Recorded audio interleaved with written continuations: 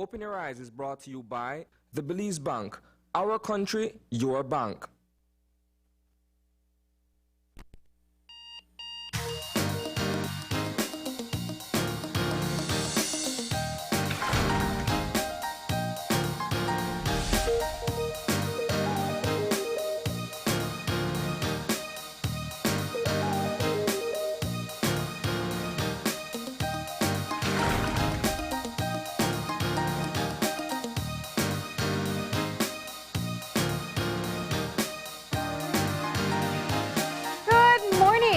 Welcome to Open Your Eyes. Start your morning right. I am John Palacio. And I'm Marlene Cuellar. And thank you for joining us this morning. That's right. So thankful that you could join us this morning. We know that, well, here in the city, we're starting our morning right with some rain.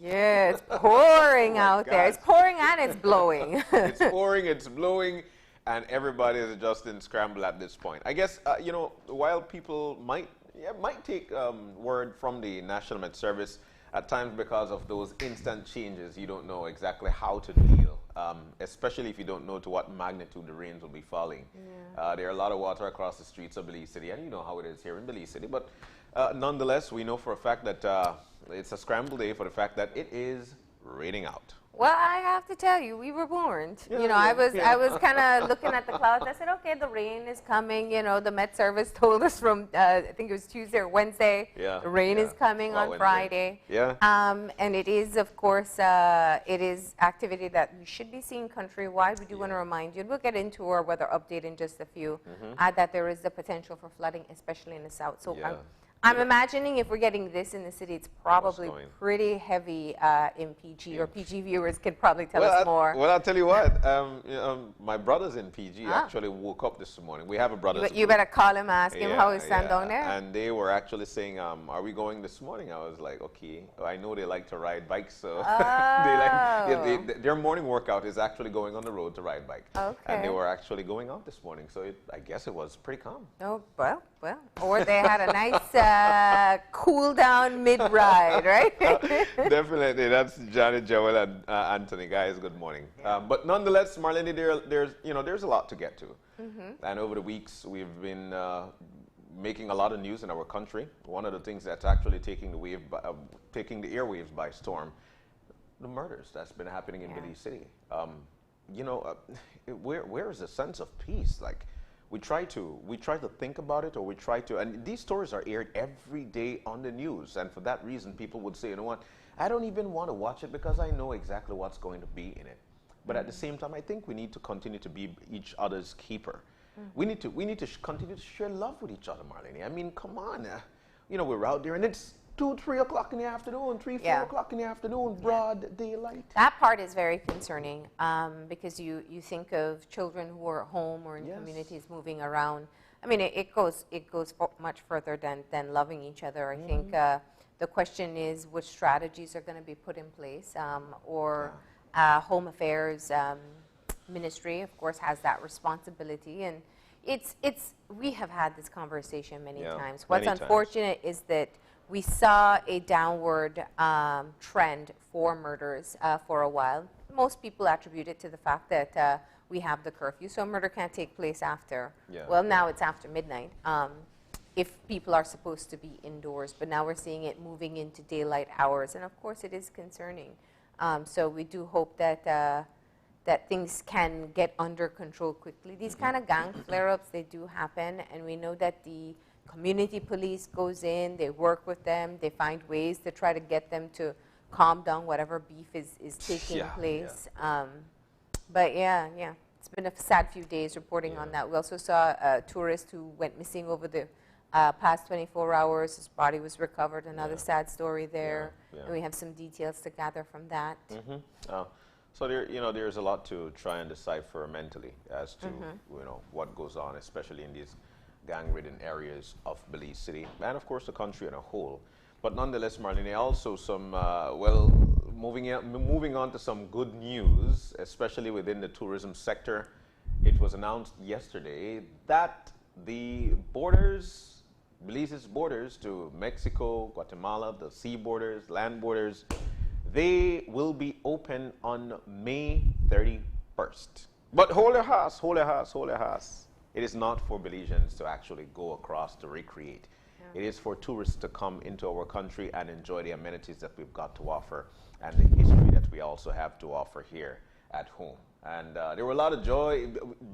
Reading from the start to a certain point of the message, it was, yes, we will be going. No, no, no. It is for tourists to come into our country and enjoy what we've got to offer. So that, of course, we need to make clear of that the borders, Belize's borders, will be reopening May 31st, but it is for tourists to come here.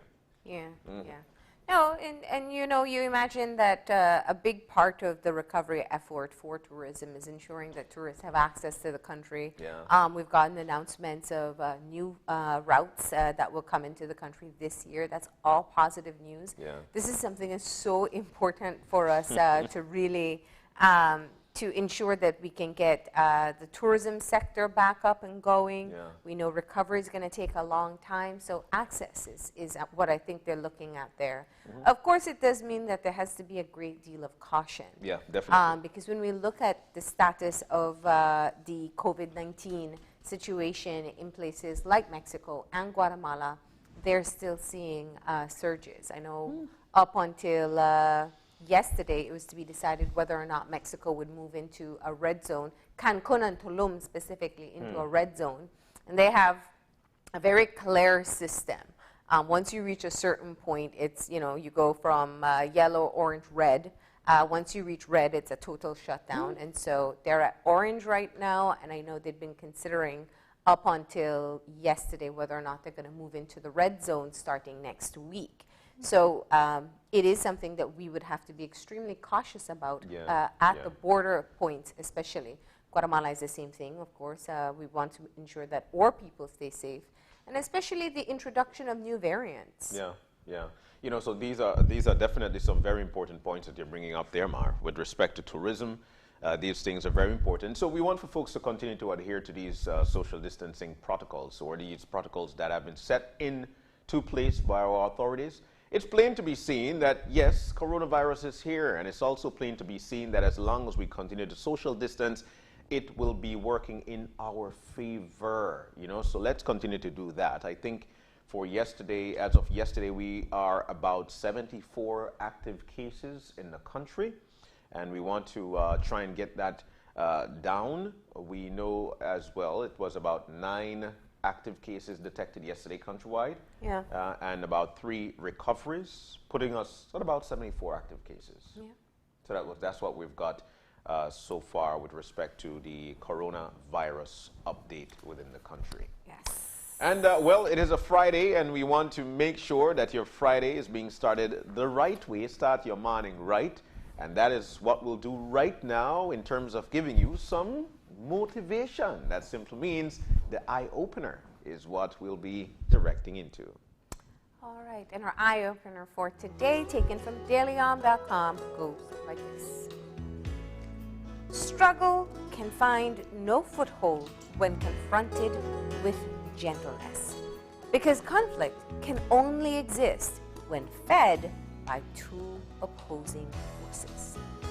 Throughout life, we must cope with blockages that impede our forward momentum. Whether these obstacles are of personal, professional, or societal nature, our first instinct may be to push against the obstruction. But the simplest way to alleviate resistance is to approach it gently, with a soft manner and kind intentions. The beauty of gentleness lies in its multifaceted nature. It is part love, part compassion, part patience, part understanding, and part respect for others. When we move through life gently as a matter of course, we naturally attract these wonderful elements into our lives. If you commit to consciously applying gentleness to all areas of your life, whether by collaborating rather than competing, or yielding graciously to the impassable roadblocks in your path in order to seek a new road, you will find that you begin to act gently habitually. your patterns of thought and behavior become ever more peaceful, and you will discover that you encounter far less impassable resistance on your individual journey. We started this morning by focusing on the criminal activities that has been plaguing Belize City. And while you read this, Marlene, that actually just spiraled there in my mind. And it is one of the best ways, or is the best way to quell the situation. The beauty of gentleness lies in its multifaceted nature. It is part love, part compassion, part patience, and part understanding, and also part respect for each other. And that is exactly where I wanted to focus. Respect for each other. How much do we respect each other? You know, there's so many things that happen, as long as we could see it from the standpoint of what the eye-opener just mentioned to us, things would be better for us. Respect each other. Be gentle. Be kind. Have kind intentions. Be patient. And we should eventually start to share that love with each other. And that is how I feel we could get out of whatsoever that's plaguing us. There are so many mothers and fathers, so many families out there that's crying. They're in pain at this particular point. But while they are at this point, we must continue to impart love, impart compassion, impart patience, be very understanding, and respect the fact that we should love each other. That's what went through my mind as you read the eye-opener, Marlene. That's how I feel. Literally. Yeah, no, it's a great eye-opener, and I think it goes beyond when you beyond looking at community issues. Yeah. You know, when you think of the personal relationships that you have, whether and it outlines all the different scenarios that you have personal relationships. It's a matter of being able to recognize just how much effort you're going to put into conflict. And that's a tough lesson because sometimes it's hard to back down. It is. But the approach that you take, when it says, rather than approaching it, being aggressive about it, just a gentle approach can make a big difference. And it's rethinking. It's rethinking the way we do things. Yeah. It's rethinking, especially the conflict that we deal with in our life. And there's always much to gain by just being a bit kinder. That's right. And I'll sum it up with this. But the simplest way to alleviate resistance is to approach it gently, with a soft manner and kind intentions. Yeah. All right. All right. That was a great one. Approaching it gently, and of course, to alleviate resistance in approaching it gently, let's gently approach the weather. What do you say, huh? That's We should, right. because the weather is not necessarily gently approaching us. It's actually storming out there. Our forecaster is on the line as we speak, not as yet, Now but we're we going to should go be ahead hearing. and read the prepared forecast. All right, so here we go. All right, it says in the general situation, it calls for moist and unstable conditions, which will be dominating our weather. That's right. The 24-hour forecast is for mostly cloudy skies today and tonight, with outbreaks of showers and thunderstorms developing mainly along coastal and southern areas. Of course, we've got some advisories, watches, and warnings. It says localized flooding is possible over low-lying and flood-prone areas this morning. All right, our winds are moving from the east at 10 to 20 knots, and our sea state is moderate. All right. And it says for the temperatures for today, highs will be along the coast at 84 degrees Fahrenheit, 89 degrees Fahrenheit inland, and 78 degrees Fahrenheit up in the hills. For the lows tonight, crawling as low as 78 degrees Fahrenheit coastal, 72 degrees Fahrenheit inland, and 68 degrees Fahrenheit up in the hills. All right, our outlook for Saturday and Saturday night is for cloudy skies with a few shower and isolated thunderstorms developing mainly along the coast and over the south. All right, so now you know exactly what to expect with the weather. It will continue to rain, and they're actually warning us again. Advisories, localized flooding is possible over low-lying and flood-prone areas this morning. So make sure that you take heed of those warnings. All right. Well, we've got a packed show lined up for you. It is a Friday, and it is a fun Friday, and we continue to have fun with the topics that we've got, especially sharing those with you. We'll be diving into our first segment this morning, which will be a demonstration of hands-only CPR by BERT. They're actually setting up as we speak, so they're here with us, and we'll be demonstrating that to you. That's the first segment.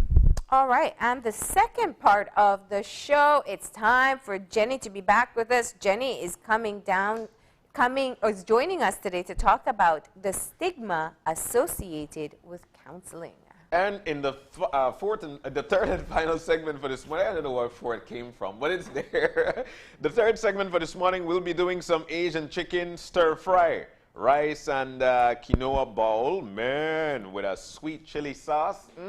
Eating healthy. That's what we've got for you in the third segment for this morning. We need to take the break, but just before we do, we've got our birthday shout out, and we would like to say a happy birthday to none other than Myra Pernio.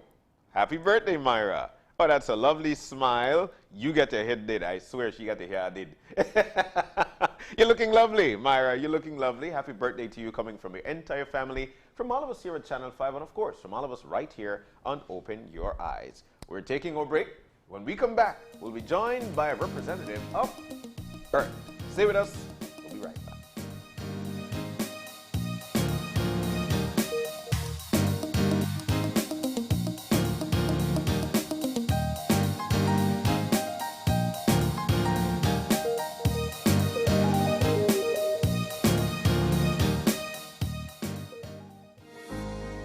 In these challenging times, the one thing that is certain is that the Belize Bank Limited is here for you.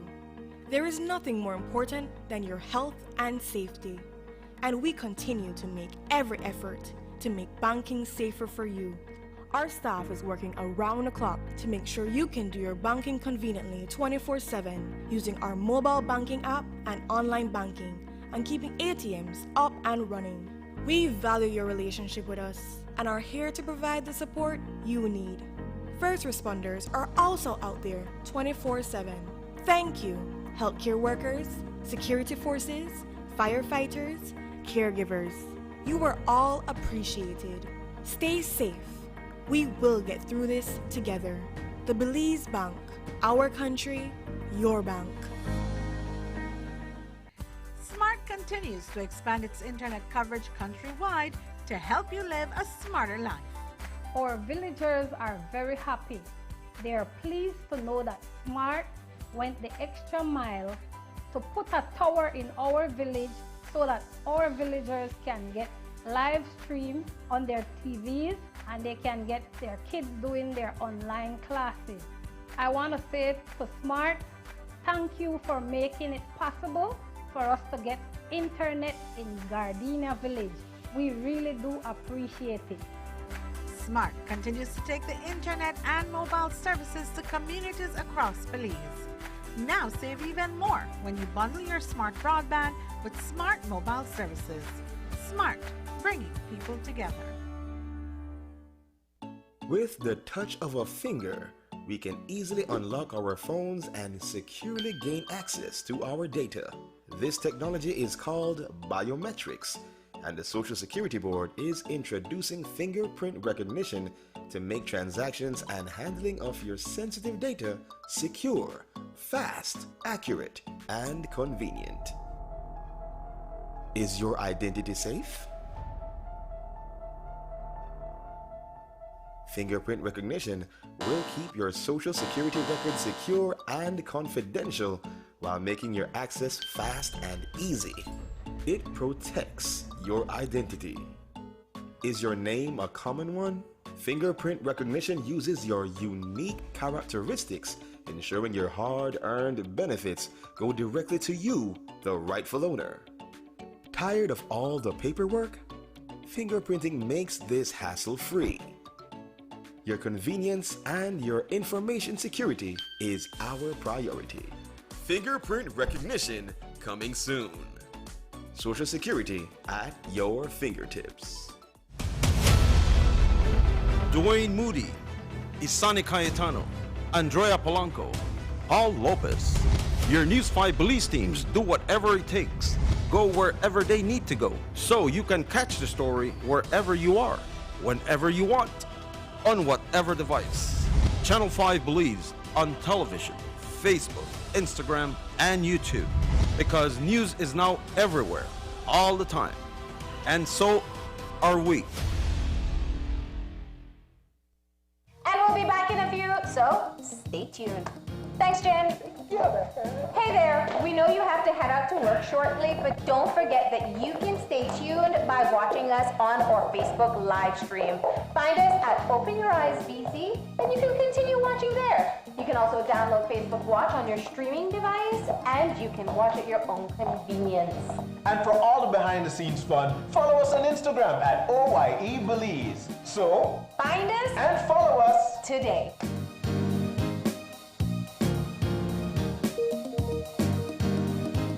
When someone you love becomes a memory, the memory becomes a treasure. Channel 5 introduces the Daily Obituaries. The Daily Obituaries will broadcast all death and funeral announcements and memorials to honor your loved one's life and memories.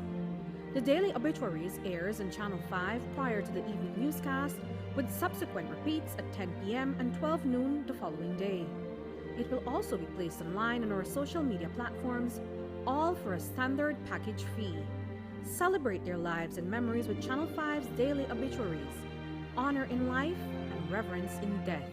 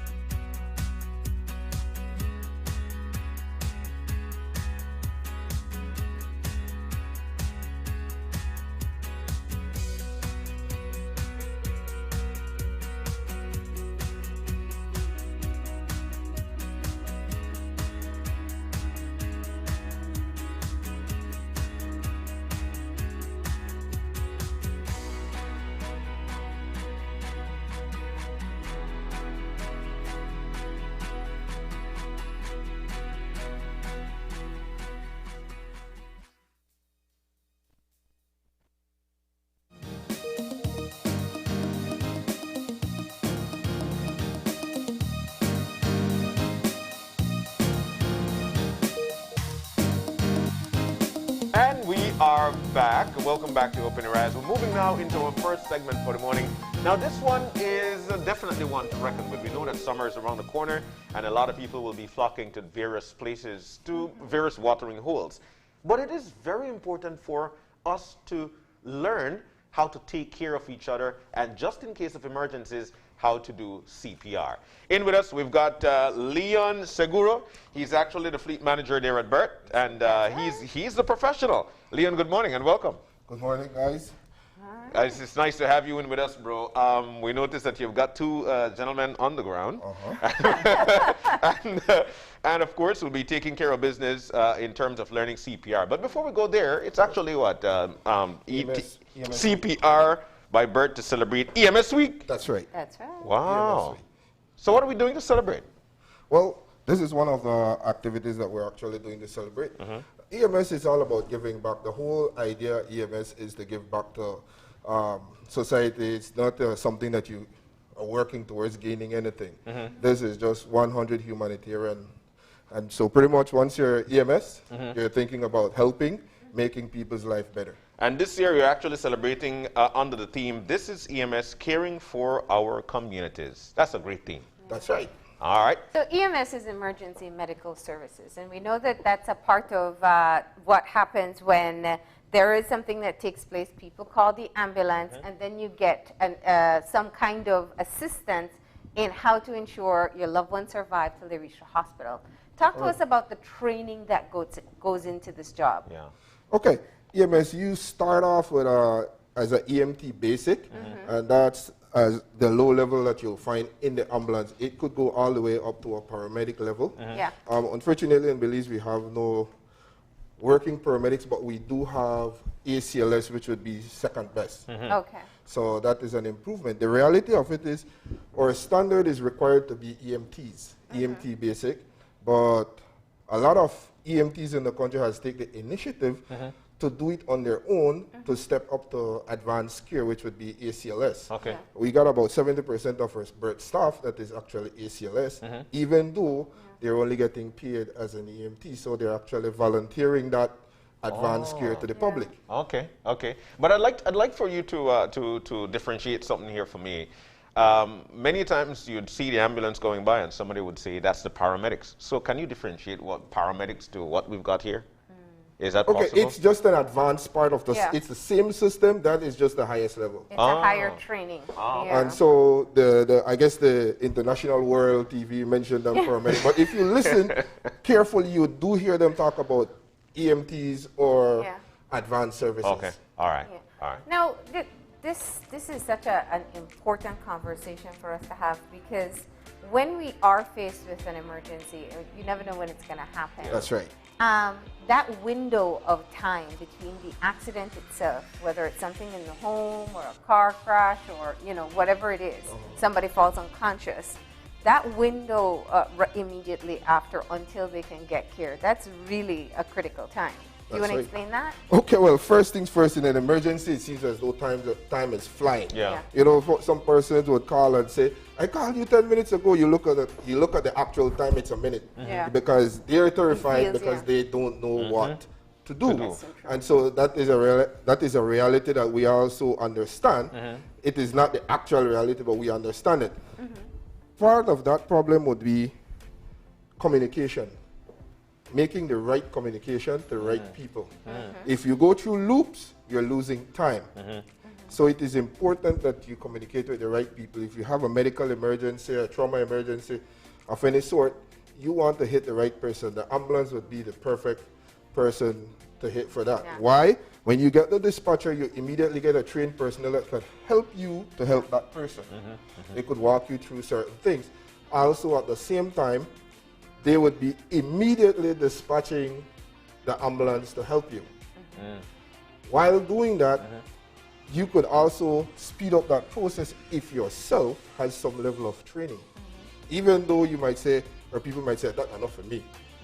Knowing a little bit, and with the dispatcher's encouragement, you'll be surprised what you can get done. And is that often why they tell us to try to call the ambulance service directly? Perfectly correct. If you call the ambulance service directly, then you immediately start with the EMS service, emergency medical service. Because if it's me imparting knowledge to you to perform on the patient, the service starts. All right. Also, we have lots of issues when it comes to that communication in Belize. One of them is right now SMART has donated a 0800 number, 0800 911 BERT. Oh, okay. But it's only for SMART customers. So SMART customers now have the access of calling toll-free directly to BERT.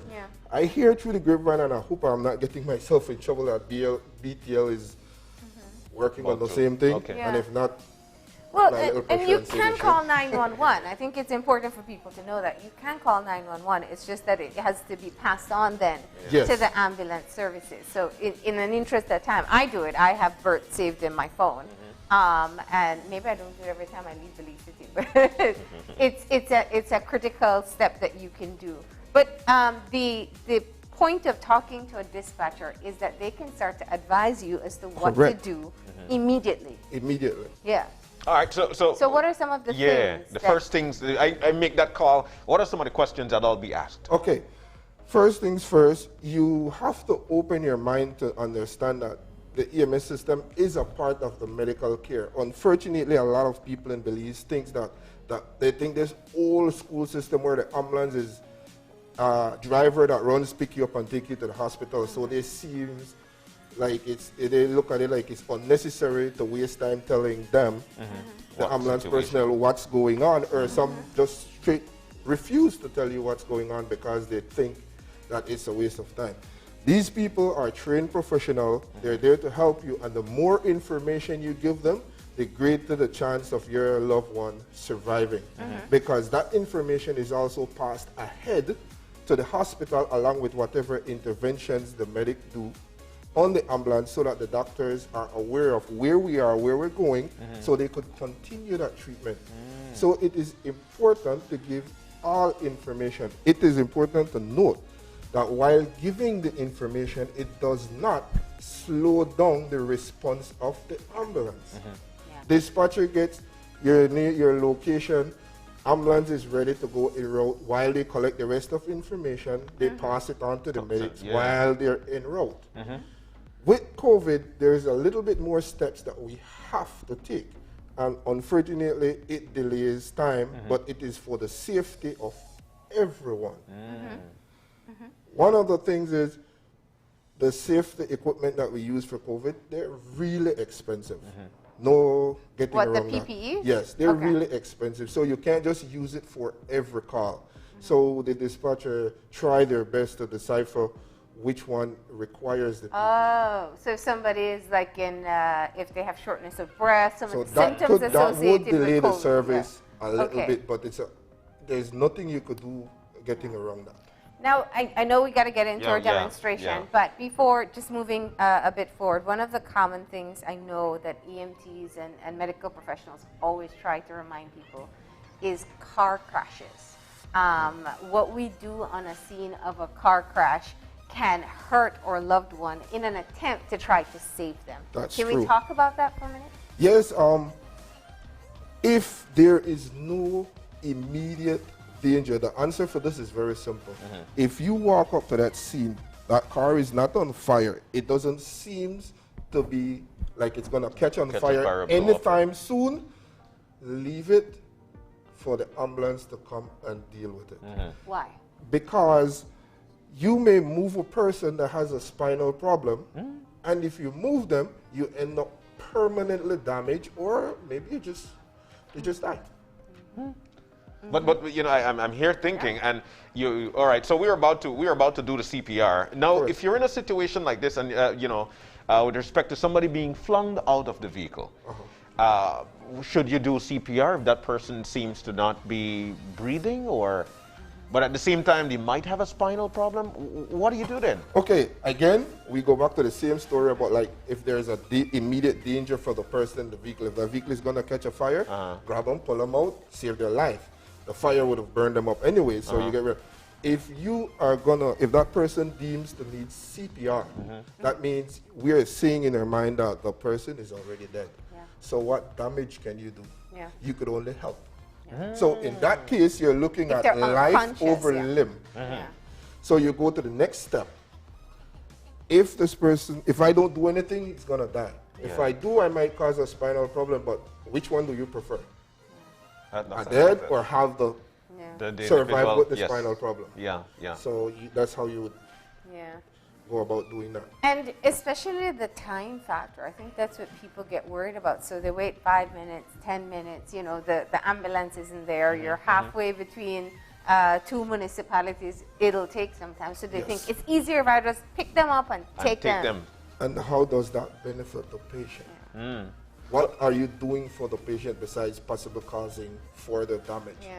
When the ambulance reach, if there is suspected spinal injury or internal bleeding, or if the person is bleeding, they will fix all that, secure it before they leave, so that the patient reach to the hospital with no further damage or minimal damage. Because it's not just spinal. It's not spinal. It could be like a rib that punctures something else. It's a broken rib hurts. You start moving the patient, they fracture, they're sharp, it start cutting the lungs, you end up with a tension pneumothorax. You as a bystander can't do nothing about that. You just cause a person to. Wow. And with the best intentions. But if you call if you call for help, you would guide someone through what to do. They will walk you through, and then maybe they might advise you, but at the same time, get the professional help. But one of the things that we would like for folks to know, that it is always best for somebody to have at least basic training, exactly what we're about to step into. Correct. Let's get into it. We advise that everybody learn. BERT has started this program, this hands-only, in schools for the last 3 years. Unfortunately, last year got COVID stopped that, but we have already trained more than 8,000 students across this country, including the guys from EP York that had an incident in Boom, and their other students were able to save his life because of hands-only CPR. What happened there? Well, they were swimming and he ended up jumping in the water, and someone foreseen situation. He never come back up. When they found him, they got him out. They started what we trained them in the school, and that young man is alive This training today. that we're going to do right now, that's what saved that student's life. This very training, this young man is alive today. Wow. Oh, wow. So no, it's not first aid, like the whole no, certification it's not the process. first aid. This is just a simple process to recognize someone needing CPR early and start while activating the emergency system. Okay. Okay. So I guess we should, all right, so let's do this. Did you just pick the smaller one? They're I'm kidding. They're the same size. Okay, so we're going to kneel? Okay, yeah, we're going to kneel. Let me... Yeah, I'll first do things this. first. All right. Here we go. Okay, so let me walk you through this quickly without jumping the gun. Yes. This is what we call hands-only CPR. First rule of assisting anybody. If you're the helper, you need to be safe. Safety first. Check your surroundings. So you have to check your surroundings to make sure you are safe. We are not the army. We're not the fire department. We don't run into the flaming fire building. We don't run at bullets. You are here just to help people. So if you are not safe, you can't help nobody. Can't help nobody. That is an important thing. Bystanders create chaos that makes medics feel unsafe. It doesn't help your loved one. It delays service. So I just wanted to get that out. So primarily, make sure you're surrounded. So if we're in the middle of the road, cars are still coming, there's fire around me, I clearly can't do this, I need to get to a safer space. That's right. That's the situation where if you could drag the patient, well, you do that. If you can't, then you try and call in the necessary people that can secure the highway, traffic department, police, or you just use your family, because people are just so scared. Use your vehicle to block. We use it. You notice a lot of time people get angry at us for blocking the street. It is safety precaution. We use the ambulance to block the street because people like to watch, and then when they watch, they end up on top of us, preventing that. Safety first. So after we complete safety, then we want to check for responsiveness. How do we check for responsiveness? Because this guy is on the ground. Go down now? We check. Sir, are you okay? Are you okay? Now, what is considered response in a lay worker? You guys are not professional. All that you're looking for is anything that the patient does. Anything. Like a kick? A little eye, a kick. Why are you waking me up? Perfect answer. Then you don't have a problem, right? So left me alone at the sleep. I just take two extra something. So that would be anything the patient does. In response to you touching them is considered responsive. So then that goes into another level. That will not be fitting in this class. So if they do nothing, nothing, that patient is considered unresponsive. At this time, you recognize, okay, there's trouble here. I need help. If you're in a crowd, you want to wave a hand and yell help. Help, help. Why do you wave a hand? Because if you yell help, everybody hear help, but they don't know where it's coming from. But if you wave a hand, you get attention and location. So you wave a hand, help, and then you want to check for breathing. Lay persons don't check for a pulse. You don't know where it is. Why are you going to waste time looking for it? So you know how someone breathes? You could tell if someone is breathing. But you cheat. So you look. You want to get level, and you look for rise and fall of the chest. You're looking for what we call normal rise and fall of the chest. So if the chest is going, is that normal? No. If you're seeing a,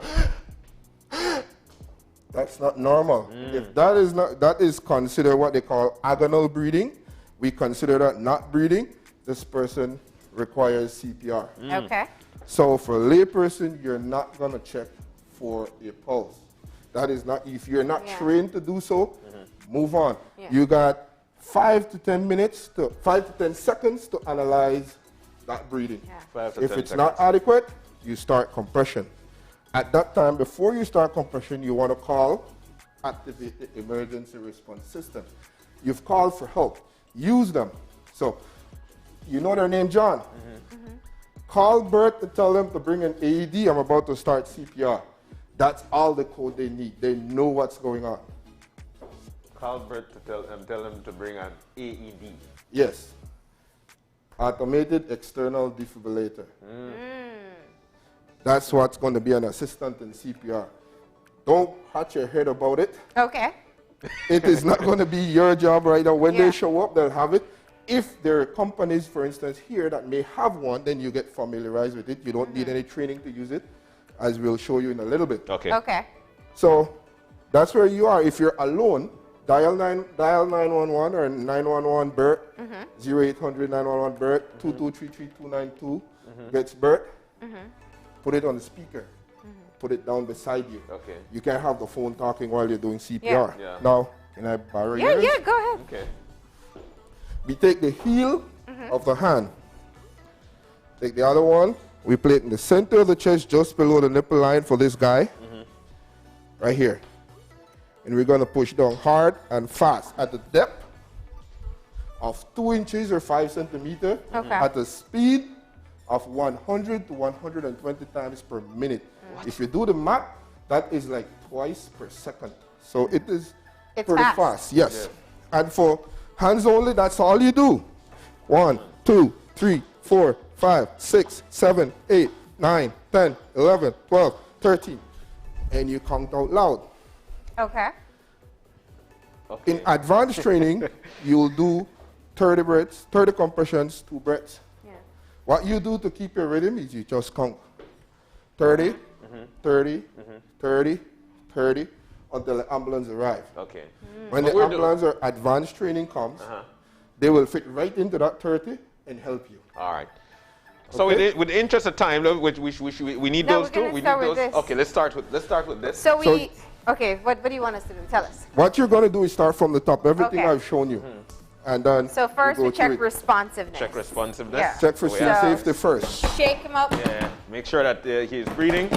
You notice the chest area if it's coming up, Yeah. or Correct. if the person is breathing, and if the person is not breathing, Uh-huh. then no, You we need to Do call. we check for air too? Sometimes you see people checking for air. You like don't if want to they're get too breathing much in people's faces, especially with COVID and everything. Okay, You want okay. to just look for the rise and Okay. fall of the chest. Okay. Okay. So that's not happening. The next thing we do is that we do 0800 911 BERT. Yeah. Correct. No, you If do you have the a help. smart- You do the Help. help.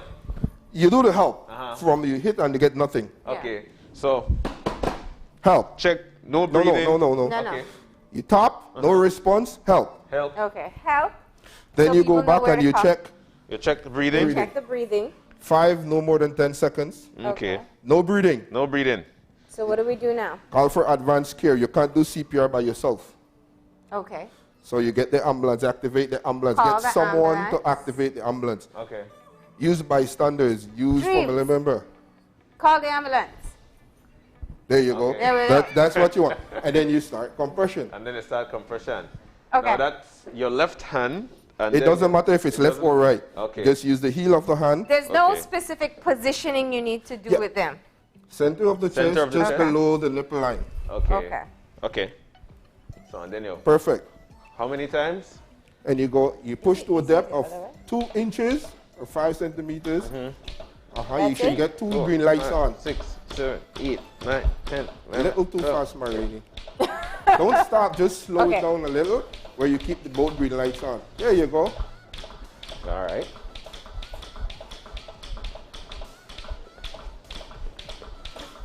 Okay, and All right. 2 green lights are on.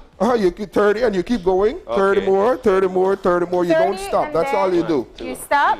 Check You don't the have breathing. to. No, you don't stop. You just keep going. Oh, you keep going. Yeah, until, you just keep okay. going. You guys are not going to do anything else but keep going until the ambulance So arrives. yeah, let me just look at this way so people can see. So there's a light here that helps with. This is a training For training guide, yeah. purposes, correct. So you'll see it go like if I'm not light. pressing hard enough. It's easier this way. if I'm not pressing hard enough, see, where is it now? There? Yeah, there we go. Okay. Faster now, if I and do harder. it, There you go. there we the go. hand. That's the Green light. correct light that you want to see. All right. Just keep in mind on people, there is no lights. There's no light. Yeah. I know. So I'm you just get answering used, people. this allows you to get used to the depth, To the and, depth speed. and the speed. Yes. Correct. All right. And then we introduce the AED when BERT arrives. Okay. So since Marlene is doing CPR, Okay. we could come Because you around. don't All right, stop, so let me John. check it out. Because you don't stop. We get the AED, we turn it on. That already happened because you're doing CPR. Yeah. Open packet and apply pad. Okay. Keep going, Oh, don't stop. sorry. We work You want to save around. and save. As shown in You can look and see that the pictures, it shows you exactly where they go. Okay. apply pads as shown in the picture. Press pads firmly on skin. Do not touch. Do not touch the patient. Do not touch the patient. All right. There you go. Okay. So Do what? not touch the patient. Analyzing heart rhythm. Shock advised. Do not touch the patient. Okay. Press the flashing shock. Okay. Everybody clear, oxygen clear. We're shocking now. Shock delivered. Okay. And we continue CPR. CPR. Okay. And we- And then you continue again. And we continue CPR again. So it's here. Let's find the right spot. So you say use the nipple line as a line. guide. Yeah, on the guide, as the So- guide, and in the center. So you have the center of the chest, you have the nipple line, and you're going to be just a little bit below it. Yes. Or we would say the lower half of the breastbone. Because Okay, and unfortunately, so it's not here- only guys that have Yeah. heart attacks. So for females, Oh, you're right. I mean, you won't. yeah, you can't use the nipple line as a guide for Yeah. female, and we'll leave that So at you that. would use the kind of where the ribs come together. Yep, and right just above there. it. Yeah. Okay, and then it's the heel of your hand. And Then, yeah. That's you right. told me I was going too hard before. Too fast. Too fast. Yeah. See me? That's it. You know that song where it says "Staying Alive"? Ha ha ha ha. That's it right there. That's the piece you Oh want. my goodness. Okay, now that's a great recommendation. Yes. Because you can remember. Now, Now there are if two you- lights without the red light. Yeah, that means she's perfect. She's going deep enough and she's going fast enough. Is Okay. this what a human body would feel like if I'm doing this level of resistance? 'Cause yes, there it's is some pretty close. resistance. It is, and if you have stronger guys that work out bigger chests, it will be even harder. But for the average, this is what it's pretty much going to look like. Now you see, you're here asking questions. On a real person, there is no light. Now, if you had your phone on speaker 911, they would be telling you, they would be maintaining, okay, you're going fast enough, or you need Okay. to speed up. Doing a good job. The ambulance is a minute away. Keep it up. If you have help, you switch at the next 30. Okay. So Now- all that is going to encourage you to not stop. Okay. Someone like me, I'd be fearful of hurting them, right? Huh. So I'd probably go about it. Maybe I'd be too soft, or you said before I was going Most too fast. people don't Can I push- hurt someone in this process?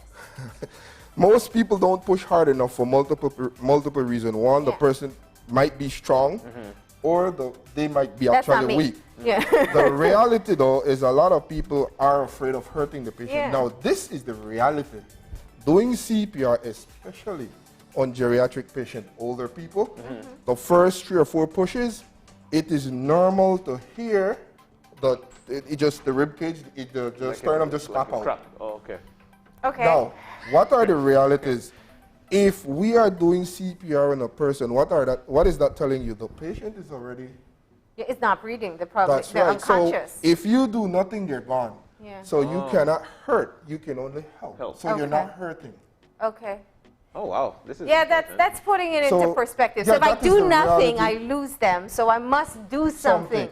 And the doctors could fix that. If you Okay. ever end up with a broken rib after the CPR is done and the person is alive, it's a little bit painful, but that's an easy fix. Yeah. That's an easy fix. Yeah. Primarily. They're just saving the alive life. to They're fix alive. it. Yeah. So it's saving the life that is important. Life over limb. We won't do certain things on a normal day, but because this is the reality, then we'll do it. Okay. Leon, you also have this device. So when we start CPR again after the BERT is here, we would be giving breaths to the patient. So this is the actual CPR training where you do breaths Yeah, in there you addition to compressions, but That's that right. takes training. That's right. So this part I got this intentionally because this would be BERT stepping in. Okay. To help you after you tried. Now, if you have done nothing on BERT, got here, we would have gotten here and looked at like, I am sorry to advise you that at this point we'll have to call the police because there's nothing we can do. It's been too long. Yeah. But because you've been working on this patient, we kick right in, join in, and we start advanced care. Okay. Wow. So if somebody is... So you taught this to students and they actually used it to save someone. Yes. This was, I think, you said a month or so ago. No, this happened earlier in the... in the year, okay. Yeah. But they did it, they did the training at Edward P. York, and it was amazing. That's amazing. Wow. Yeah, a lot of students, and it's something that we want to continue.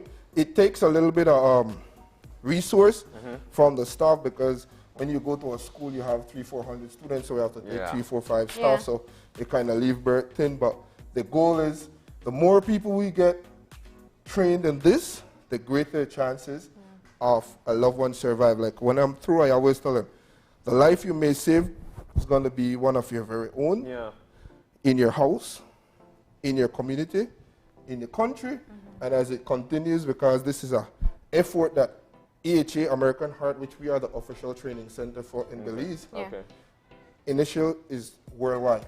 So in September, they have what they call CPR month, and we go and do that training, giving back to society, just train people. And all that training in the school is for free. So what are some of the reasons someone may fall unconscious? I mean, you have drowning, you have, you know, if they faint. Fainting? Yeah. There's many a reason. The big one What's a common one that you see? Yeah, especially at funerals or in people standing long in line, carnival, parades, stuff like that, where it's super hot. You also have cardiac arrest, heart attack. Those are the big ones. Those are the ones that really need you to. Because fainting would not end up in a... And this action, what does it do? What am I helping the patient You do? become the heart. Oh, so I'm pumping blood. Yes, you become the heart. Okay. So oxygen, you're getting blood across, and oxygen, of course, through the blood. Correct. Oh, okay. And it's important to note, folks, all you need to do is chest compression. You know, Don't do what you do on not TV, giving stop and they were breathe not and- giving any breaths. Yeah. You're just doing what we call hands-only CPR. Yeah. Until you're trained, until you have the proper barrier device to give breaths, don't do it. It is for your safety. Remember again, an injured medic or an injured lay person can't help nobody. Yeah. So you have to think about your safety first. All right, so let's revise this once again. What we're doing is we check them first for responsiveness. We check for safety first. Safety first in the area. Check for Okay. safety. Is it a safe space? That's right. Check responsiveness. Uh-huh. Call for help. Correct. Designate someone to call for an ambulance or emergency services, or I call myself if I'm alone. That's right. And then Check from for there, breathing. I check for breathing, and then I move into compressions, which Correct. is just at where the rib cage meets. It's below, it's in the middle, and below the nipple line if it's a man, of course, but it's pretty easy to find. Yeah. Normally, you could find that little well-defined you little feel it hole on in the yourself chest. right here. So it's like that place where it goes soft, just right above it. Right above Yeah. it. The bone sets like this, and you're pushing on the end right here, squeezing the heart, and so Okay. And then you just go down, and then you do the 2 inches, 2 inches, or inch. 5 It's 5 hard to tell. centimeters. Centimeters. That's the thing. But Yeah. all right, there you go. Yeah, you develop a bit of a lean into it. I know I'm going slow. And then you keep on going until you get help. Yes, the Energizer Bunny syndrome kicks in. Going and What going if they and start going. moving or they come back to If consciousness? someone is moving and you're doing CPR, you could stop. Okay. Okay. So as long as they start to move or start to breathe again, Yes, you can stop. Okay. Now, it is important to remember this. It is better to do CPR on someone that doesn't need it than to not do CPR on someone that needs it. Okay. So if you're second guessing, should I or should I not, it maybe look like you're breathing, do CPR. If they don't need it, more than likely they'll tell you they'll start. If it's going to hurt, so they're going to move, they're going to react, and then you know, okay. I can back off now. Yes. Okay. Wow. But don't delay, do it. Because if they needed it and you didn't, then Didn't do it, then yeah. All right. there goes.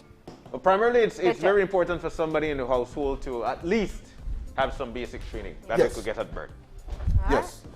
BERT is an American Heart Training Center, and we do training from basic first aid all the way up to advanced life support. Yeah. And so that in itself is a part of what funds BERT to make them available to respond to the public. Yeah. Because the reality of it is the funding we get from the government is not enough to make it happen. Yeah. So we find other ways to actually make How it work. big does the group have to be for training? We have a scheduled training every month, so you could fit in that individually. Or if your company has a group of people that they want to get, we could work with them on their time and their place. Okay. Well, all right. Now we know. Now we know. So there we have it, hands-only CPR. We hope that you never have to use this skill, but just in case you are in a situation where you encounter someone who needs help, we hope that you now know what to do. Leon, thank you so much for this. I know this is the shortened version. There's a whole lot of theory that goes into it. More. And it's such a great idea to be teaching students and children how to do this at home as well, because they're taking it into their homes. So great job, and thank you for being with us. And teaching us. No problem. I feel strong today, no. But that was a great time with Leon. But what we need to do is that we need to take that break. But when we come back, we'll be chit-chatting with Jenny. She'll be breaking things down for us. What will she be breaking down for us? There is a stigma in getting counseling. She'll tell us all about that when we come back.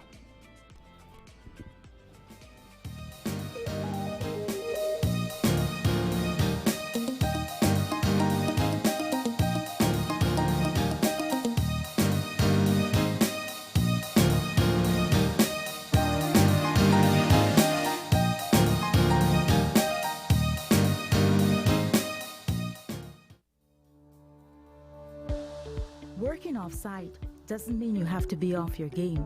Studies have shown that simply adding a keyboard and mouse to your laptop increases productivity by 26%. Add a monitor and you'll be 35% more productive.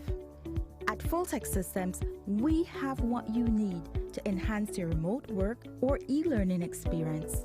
With devices such as headsets, video conferencing monitors, webcams, keyboards, mice, docking stations, all with the brands you trust. Keep connected with collaboration tools like Microsoft 365 Suite and Kaspersky and perform efficiently no matter where you are. Fulltech Systems, your technology center, where you'll come for the price, but stay for the service.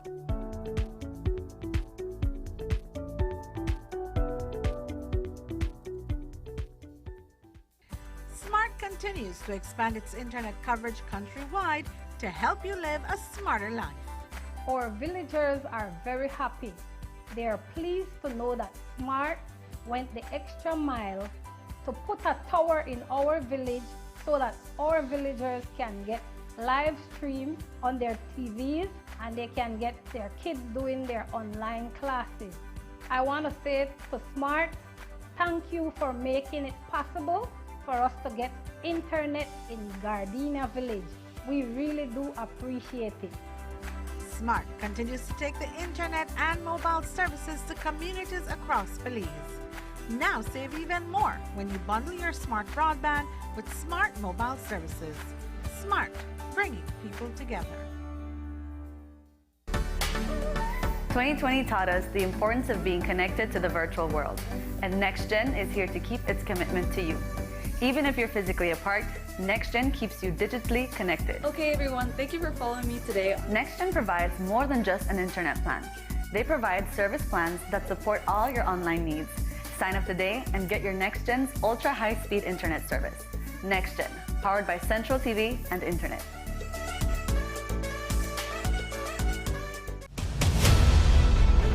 Dwayne Moody, Isani Cayetano, Andrea Polanco, Paul Lopez.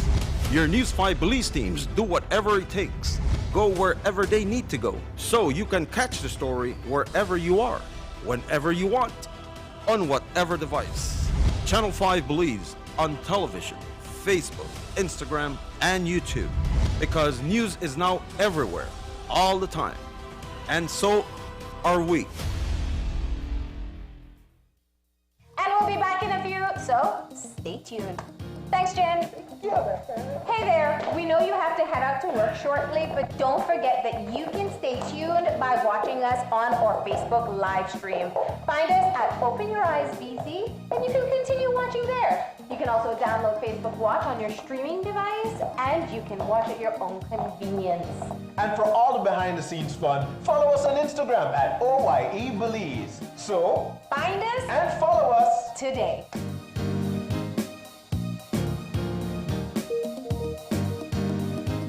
When someone you love becomes a memory, the memory becomes a treasure. Channel 5 introduces the Daily Obituaries. The Daily Obituaries will broadcast all death and funeral announcements and memorials to honor your loved one's life and memories. The Daily Obituaries airs on Channel 5 prior to the evening newscast, with subsequent repeats at 10 p.m. and 12 noon the following day. It will also be placed online on our social media platforms, all for a standard package fee. Celebrate their lives and memories with Channel 5's Daily Obituaries. Honor in life and reverence in death.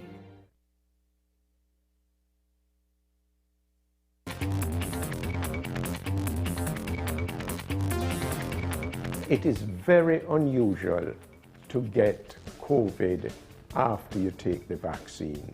But of course, if you've only taken your first dose and you're within 2 to 4 weeks, then your body has not responded fully to the vaccine dose yet.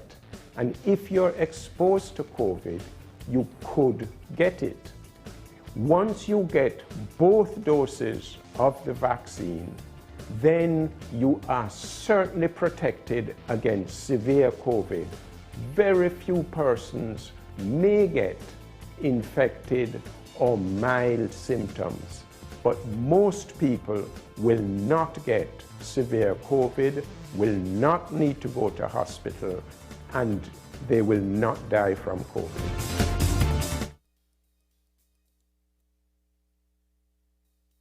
These are the people who I want to appeal to. Make those little slips. It happens.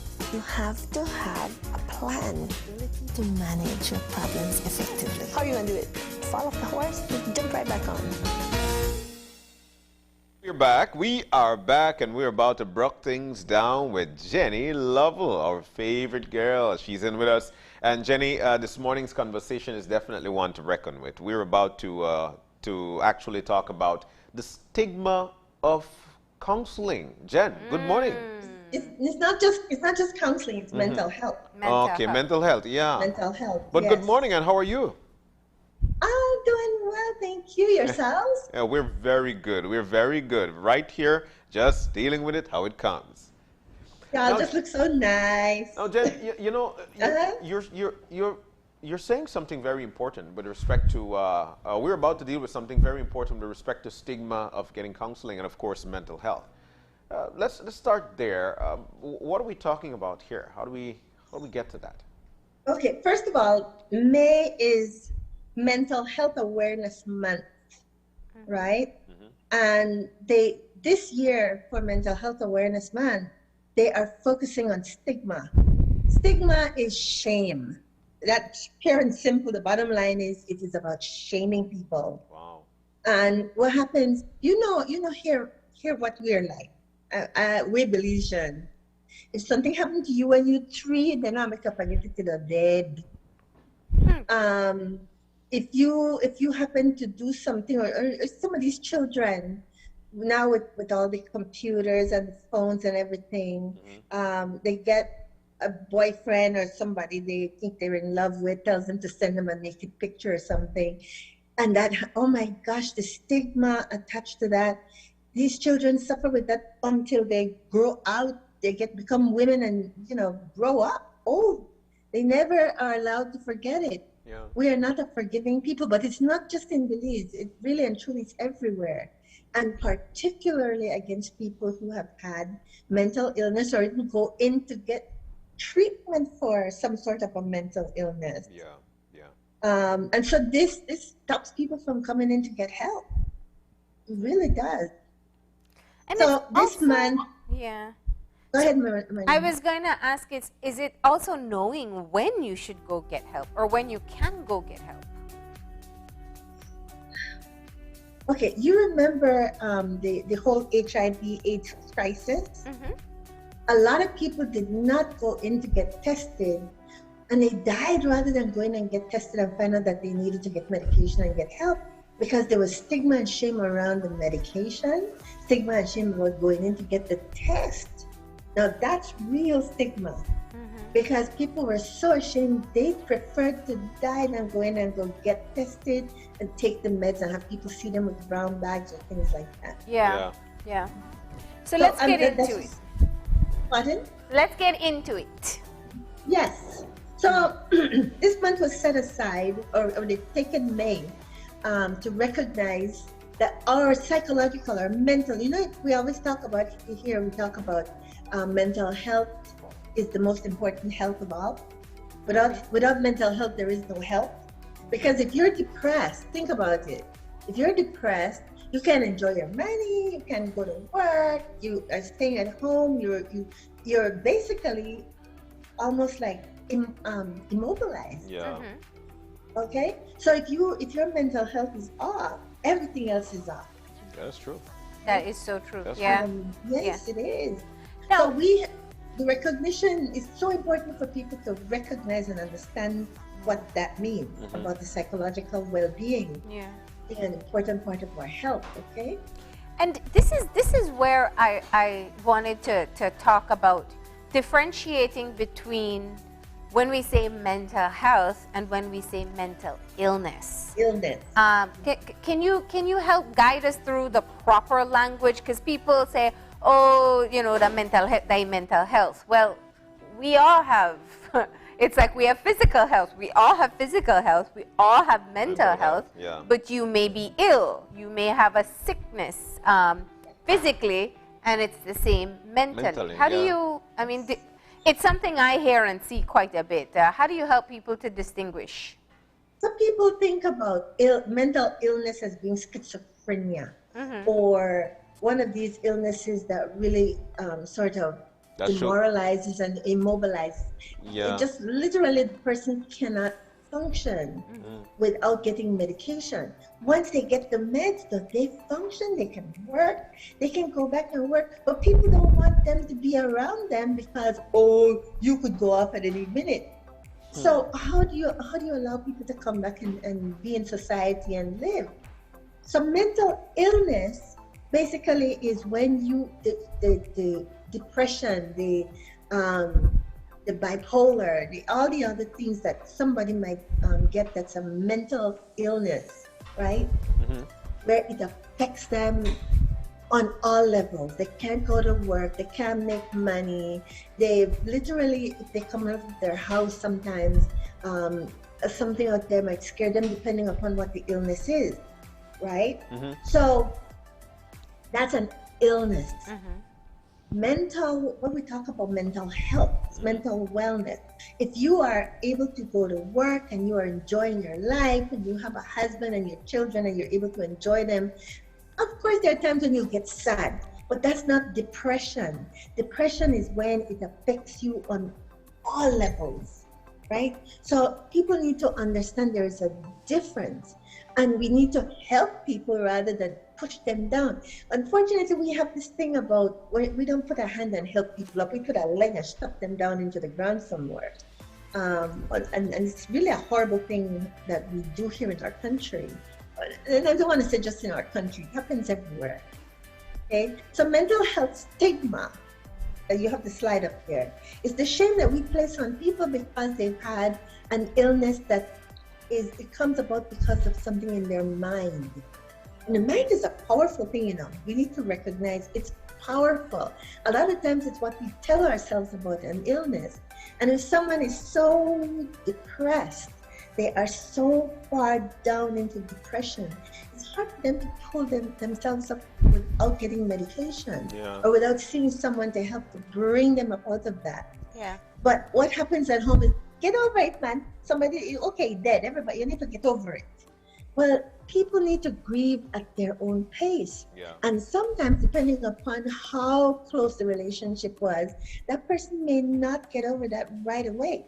But we're demanding that they get over it. Yeah. Okay? So the thing is that this whole thing about mental health and mental illness, there's a lot of shame that people bring to people who have mental illness, or they have to live with it. Yeah. We have some people who are born, they are born without the mechanism in their brain, enough, the brain doesn't create enough dopamine for the people to be up and about like we are, right? Yeah.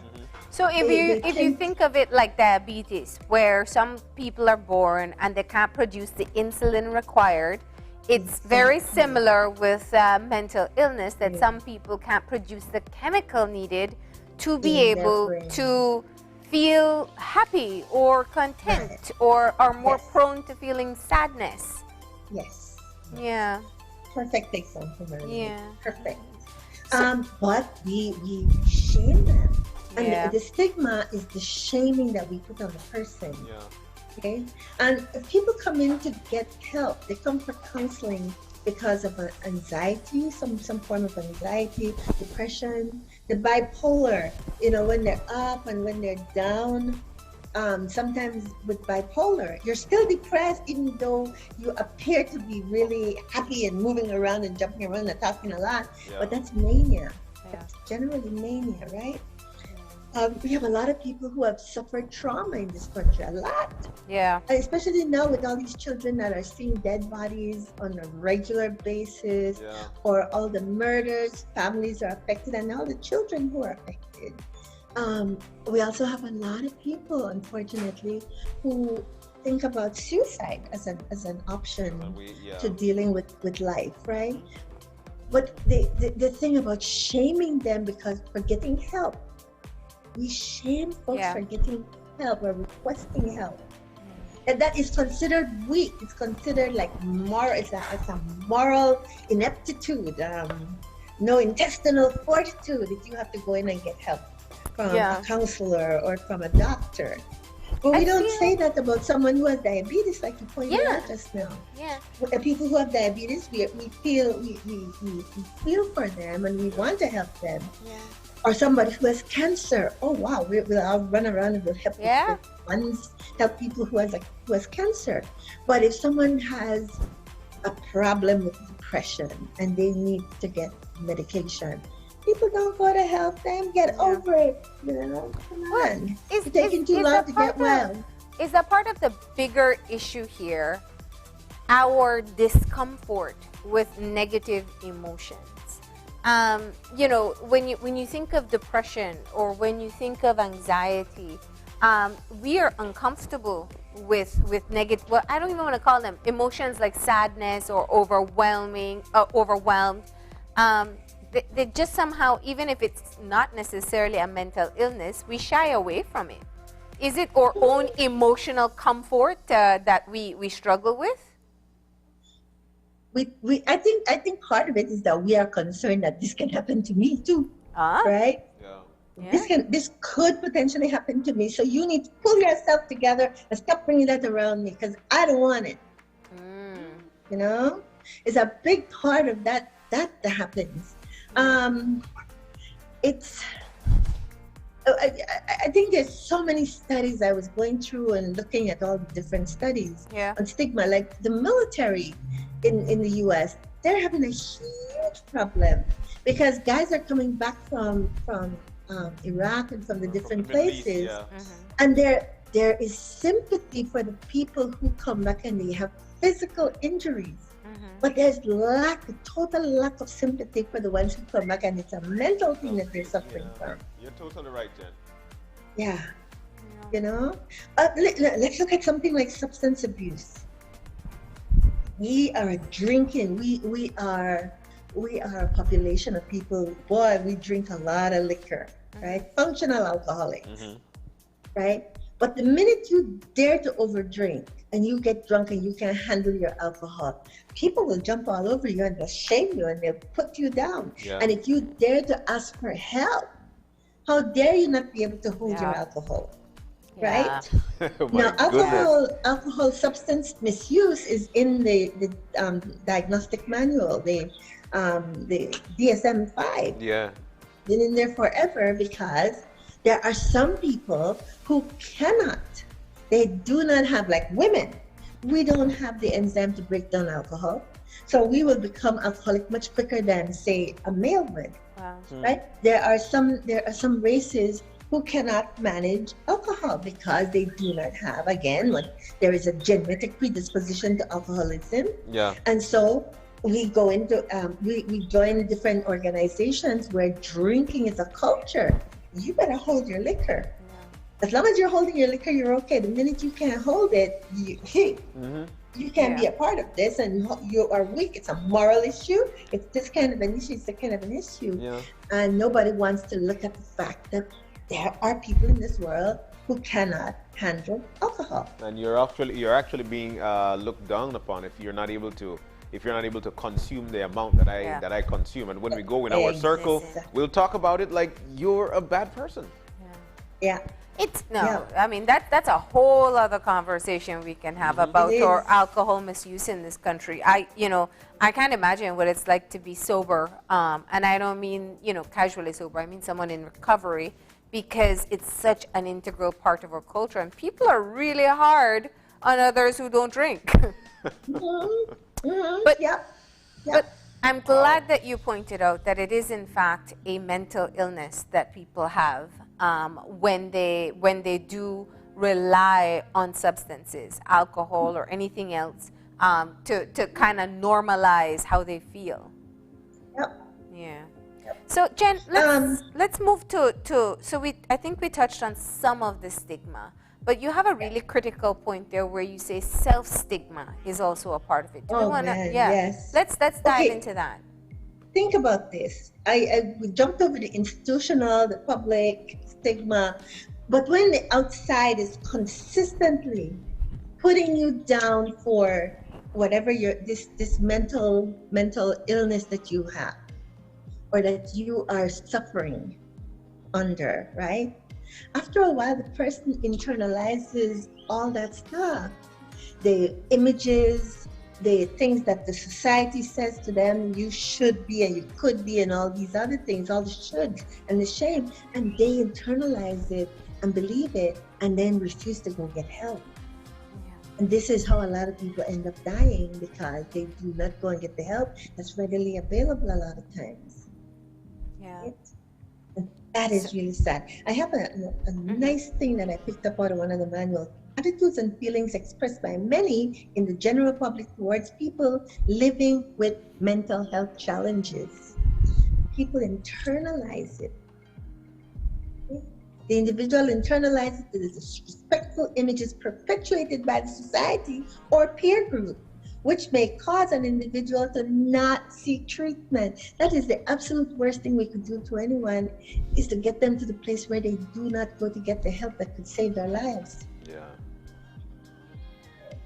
I tell you, I'm so happy that they decided to choose stigma this year, because it happens so regularly. So what are some factors that influence stigma? Well, we're quick to blame, aren't we? I remember there was this woman downtown Belize City who, she had an amazing job. She worked in a government office. And one day she had a psychotic break. It can happen. It could happen to the best of us, because remember this, schizophrenia can hit anyone between the ages of 18 and 44, anyone. You do not have to have had a genetic predisposition, somebody in your family had it. Anybody between the ages of 18 to 44 can get have schizophrenia. Wow. Yeah. Thanks for pointing that out, Jenny, because people aren't looking at it from that standpoint. We feel that because we are born strong, or if we feel strong and we see people with those things, we actually say, well, we don't suffer with that. But unfortunately, you watch people, they'll say, there, but for the grace of God go I, because I'm telling you, anybody could get schizophrenia. If you get stressed out enough, and we know it's grounded in stress. If you are stressed enough and consistently under a lot of, you could go over the edge with schizophrenia. Yeah. Anybody. It does not have to be you see people in your family that worry about it. anyone, any one of us. Okay? Other things, when people think about, or they put out there, well, that person is dangerous, they need to stay away from him because he walks on the street and he points up into the air. What makes him dangerous? Has he hit somebody? And if he is, have the kindness in your heart to call the unit at Port Loyola and have them come and get the person and give them meds or talk to them and find out what's going on. Yeah. Contact and experience. You've known the person, you've been in contact with somebody, you basically label them because, oh yeah, when he was small, he might do this, he might kill this baby, and so he should have that disease, so you have to be careful with him. Yeah. Right? Contact and experience. We tend to label people and then they have to live with those labels for the rest of their lives. Other side, media. Sometimes the media, the way we portray people who in the media, how we portray them. That's true. And sometimes it may not be that it's a mental illness, it may be something else. But portrayals show mental, that it's something mental, and people say, oh yeah, see? Yeah. It just continues to perpetuate the stigma. And it goes both ways, because I think of how depression, for example, is portrayed in, let's say, movies or TV shows, and then that's the expectation that you have when you watch a person. So if I say I'm depressed, they're like, well, you're not acting like how I saw in that TV. You know, you're not. Or anxiety or other things as well. Well, that's a movie. That's a great point. That's a TV show. That's a great point. not real life. I agree, Marilyn. Totally agree. Sometimes we look at some people and based upon their race or their ethnicity or their culture, and well, those people are supposed to have that illness, and we just start lump people together into something because of their race or ethnicity. Yeah. Or sometimes even their culture. Yeah. They want to go That's catch stigma. that. That is stigma. Wow. Okay. Wow. This one is very, very important. Structural stigma. And that is when we put less resources into the mental health program. There was a report done way back in 2007. I don't think they've done another one since. And that report was the WHO Aims. And in the WHO Aims, one of the things that was discovered is that the government gives the Ministry of Health only 2% of their budget. Oh no, it gives them, I think it's like 15% of the budget goes to mental health, or goes to, mental health. No, 15% goes to health, and 2% goes to mental health. 2% of their budget goes to mental health. Can you imagine? Yeah. And that covers the mental hospital, the acute unit, everything that has to do with mental health. 2%. So there's so much that is not going to mental health, right? So that is structural stigma, because structural stigma means that you put less money into mental health because, well, it's not that important. Think about this. We have never, well, now we do. We have someone in country, but I don't think she works for government. But we've never had a child psychiatrist. And we have a huge population of young people. Yeah. We look at them and go, you murderer, this one. But this stuff starts in childhood. It's called conduct disorder. If you don't catch these children very early and work with them, they will turn out to be sociopaths. But the problem is, it has to be addressed early. And we look at it and we go, nah. We don't have the funding for that, and the money is not being placed in mental health. But if the health budget is so small, of course they're going to put less into mental health. So that's structural. That is structural stigma. Okay? Yeah. So let's talk about what we can do. What we can do? Well, number one, know the facts. Yeah.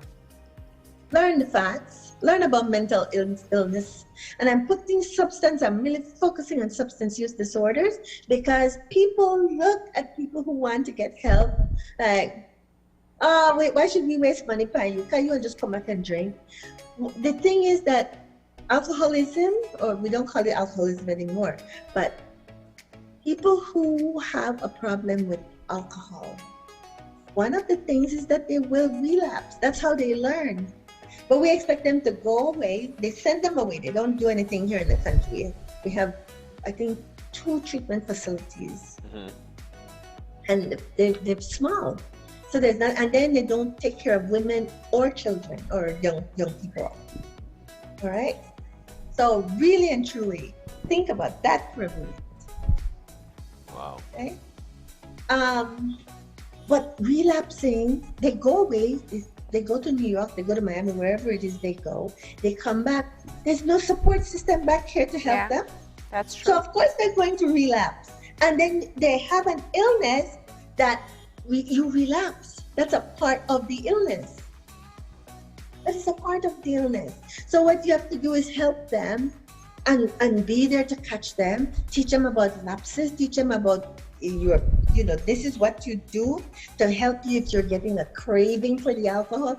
But we have to work with them, but they need support at home. Yeah. They need supportive spouses, supportive parents. And if they're not, if they don't get the support, the chances of them relapsing is high, really, really high. Okay? Anyway, let me get off of that. No, I know, and let's take a moment here to acknowledge you work with quite a few people with substance abuse, so I know you know the realities there. So I hear your passion there, Jenny, and we hope that people are paying attention. Yeah. Yeah. Yeah, you send them to treatment and you expect them to come back and be perfect, and no, it does not work like that. Yeah. They come back, they need support here, they need family support, they need community support. There's so much support that they need. But my question is, how often is it that there is a mental illness that leads to substance abuse? Substance abuse is the mental problem.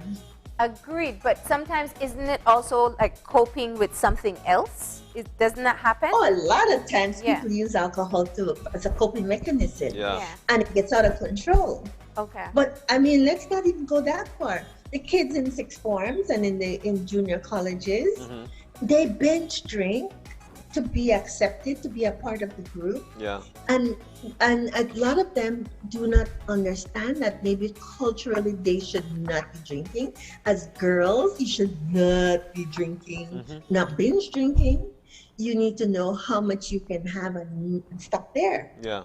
Because you do not have the enzyme to break down the alcohol. Well, if any at all. Your liver is doing all the work. If any at all, Jenny.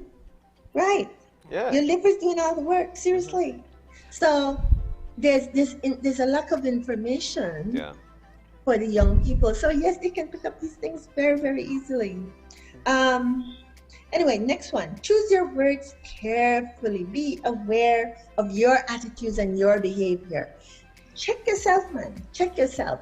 If you find out that you are saying things that are detrimental, you know, one of the things I used to be over at the resource center for the mental health building that we have on Tibru Street, right? When I was there, a lot of times the folks would come in and you listen to them talking and they sound very, very lucid. Once they're on their medication, they are fine, they will function. But people out there will not hire them. And I hear this so often, who really has she come in there and start to get crazy and put a lot of things in there, blah, blah, blah. No. The person, as long as they're on their med, and if they have something valuable, like their job, they will work on taking their meds. They function. Yeah. Even people who have schizophrenia, once they're on their meds, they function and function well.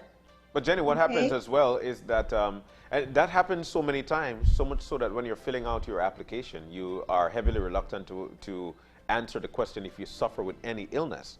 Then something happens in the workplace, and when it does, then instantly you're being stigmatized because something is wrong. Mm-hmm. Mm-hmm. Wow. They treat. But they can't ask that, can they? Do people ask that? It's on the application If forms? you suffer with any illnesses, Wow. or if this happens or that That's happens. that's stigma. That's right there. stigma. That's institutional right stigma. there. These things Yeah. happen. Yeah. That's Yeah. crazy. Yeah. I remember when Yeah. they used to do that with HIV, and then I think that practice has stopped now. I'm not sure now. Well, you know, it just shows that there's so much more work to be done. Yeah. Jenny, A lot let's of work. I know we're running out of time, and I know there's some crucial points that you want to close off with. Yes, you know you're stigmatizing when you describe people like crazy, that psycho, that loony bin, you know, or you talk to them as difficult, non-compliant. I used to hear they had a thing, or they still do. We won't give the HIV meds, the ARVs, to people who drink alcohol or are alcoholics. Yeah, that's stigma. You refer to people with mental illness rudely or treat them as if they are insignificant. You make assumptions about them, or you refer to them as, oh, that's schizo, oh, sure, that depressant one, she always depressed. Or you feel the need to feel superior over them. Yeah. You know you're stigmatizing if you're doing any of these things, right? And finally, we're out of time, so let me hurry. I really like, and I don't have it, the poem at the end by Rosalind Carter. John, would you read that for me?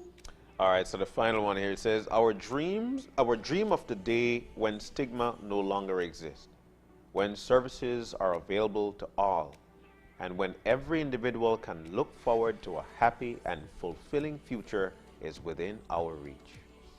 Amen. Oh, man, that's beautiful. Amen. It's really beautiful. Yeah, it was a tough topic to address, but Jenny. I really It felt that was. we needed to touch it because what I'm seeing and hearing and basic, we could not let May pass without touching it. This is the month where they are addressing All right. Yeah. and doing away with it. We need to do away with it. We need to be kind, we need to be loving, we need to be gentle.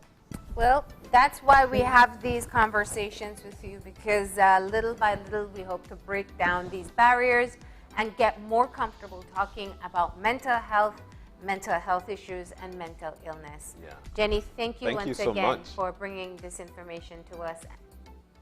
Thank you, My Jen. pleasure, guys. And I hear that we'll be having you in studio soon as you'll get vaccinated Can't wait. shortly. Can't wait. Yeah, yeah. Well, we can't wait to see you, Jen. And we want to wish you Bye, a very, very guys. good day. All right. Love y'all. All right. Bye-bye. All right, so we're about to take a break, and when we come back, we'll be jumping into a third segment. What is it about? Well, Asian chicken stir fry, quinoa bowl with sweet chili sauce. When we come back, stay with us. These are the people who I want to appeal to. Make those little slips. It happens.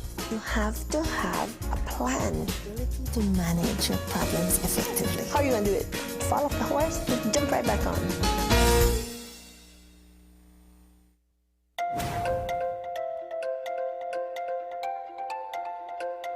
Welcome to Nazarene High School. You can apply today. Application fee is only $15. Completed forms must be submitted at the office at Nazarene High School, Princess Margaret Drive. Get your applications from the various primary schools in Belize City at the Nazarene High School office on Princess Margaret Drive and at the Nazarene High School Facebook page.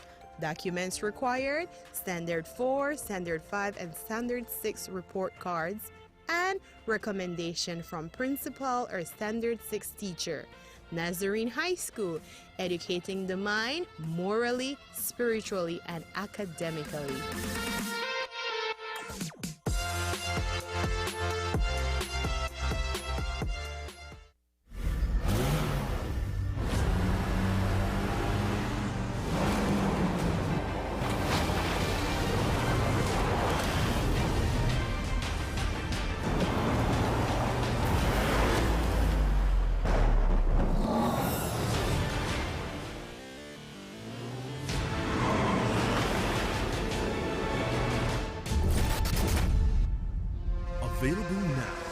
at Bravo Motors.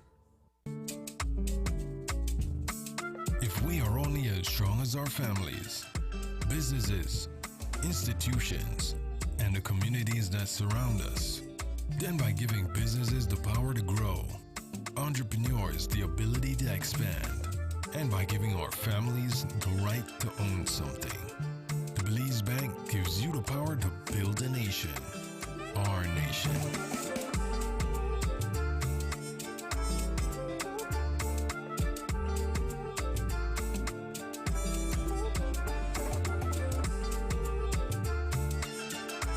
We are stronger together. The Belize Bank, our country, your bank. Dwayne Moody, Isani Cayetano, Andrea Polanco, Paul Lopez. Your News 5 Belize teams do whatever it takes, go wherever they need to go, so you can catch the story wherever you are, whenever you want, on whatever device. Channel 5 Belize on television, Facebook, Instagram, and YouTube, because news is now everywhere, all the time. And so are we. And we'll be back in a few, so stay tuned. Thanks, Jen. Hey there, we know you have to head out to work shortly, but don't forget that you can stay tuned by watching us on our Facebook live stream. Find us at Open Your Eyes BC, and you can continue watching there. You can also download Facebook Watch on your streaming device, and you can watch at your own convenience. And for all the behind-the-scenes fun, follow us on Instagram at OYE Belize. So, find us and follow us today.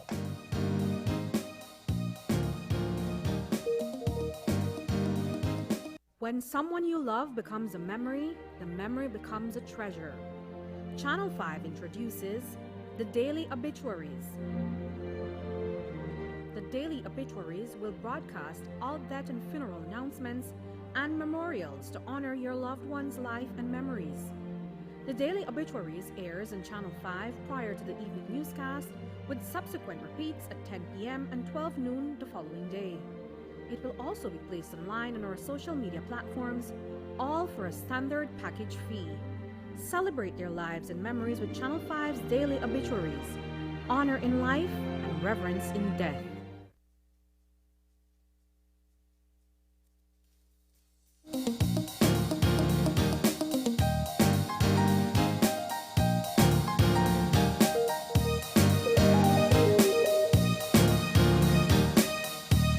We're back, just like that. We're back. We're moving now into our third and final segment for the morning, and this one has to do with food.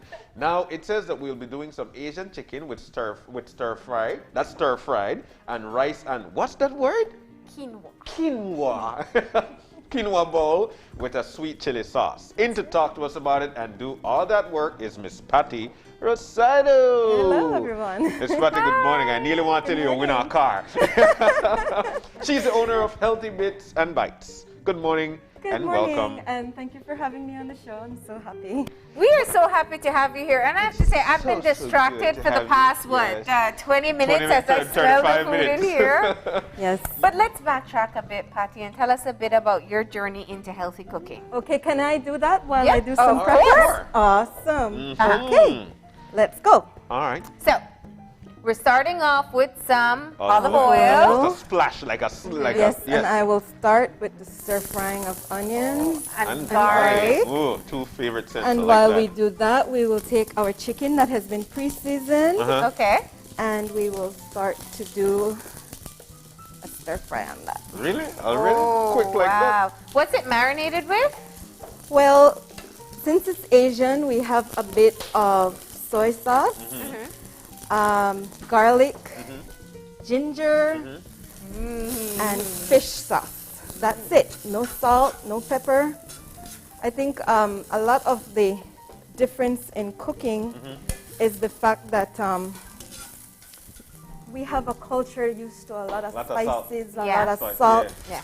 And there are really so much more spices that we can use and the aromatics to get that flavor, that kick, to make your food more interesting. Yeah, yeah. So what we're doing here is we're going to give this a quick stir fry. Yeah.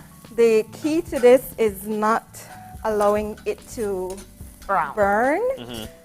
You know, once you get that nice translucent color in the onion, then it's good enough. We can take it out from there. Smells I like this. I love the smell. Love it, love it, love it. That's one of my favorite combinations, the smell, right? Garlic and onion. You know something good is happening, right? Yes, that's look at right. that. And I do want to say, because I'm not sure if people caught that, you use like just the smallest drop of olive oil in there. Yes, it's key to portion everything in portion. Okay. Part of the way that we want to present our work is to have people realize that you can eat everything. It's just the portions that you need to cut back on, and substituting as well. So we can substitute the sweet potato for the regular Irish potato, but that doesn't mean that the Irish potato is bad. That's right. It actually just means that you can have it every day. So while we're or preparing... you mix sweet potato and Irish potato while we are preparing our menus every week, what I try to do is to do a little mix and mingle.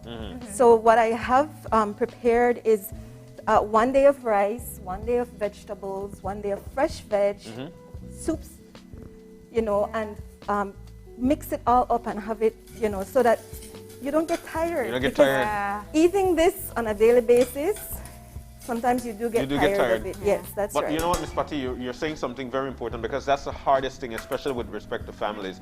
What you want to eat today? I don't know.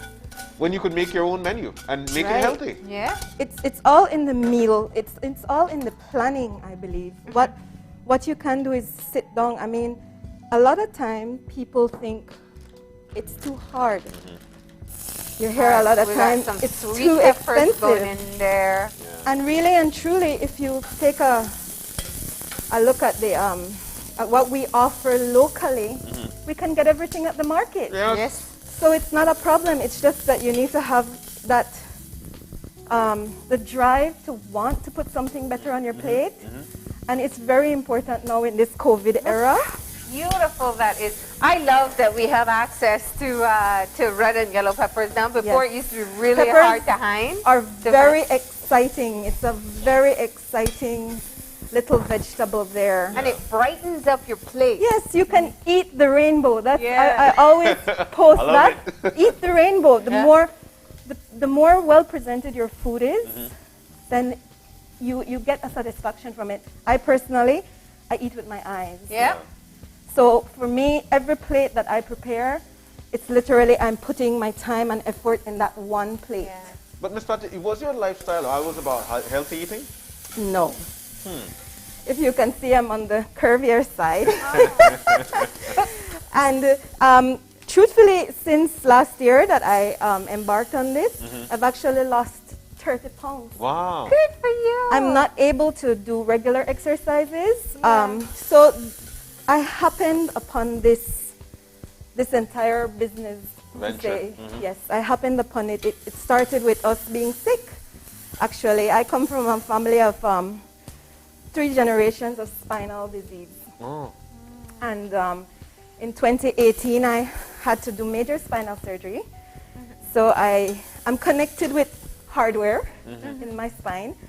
And it was a necessity because in addition to medication and surgery, the lifestyle has a lot to do with it. And my mom is the same. And I have a 16-year-old daughter that is the same. So it had to be a change from within the household itself. So and it had to do with your diet? Like you wanted to maintain your weight, or you wanted to lose weight, so you decided to start cooking healthy? It's nothing about weight. The weight is one part of it. What it is about is fighting off inflammation.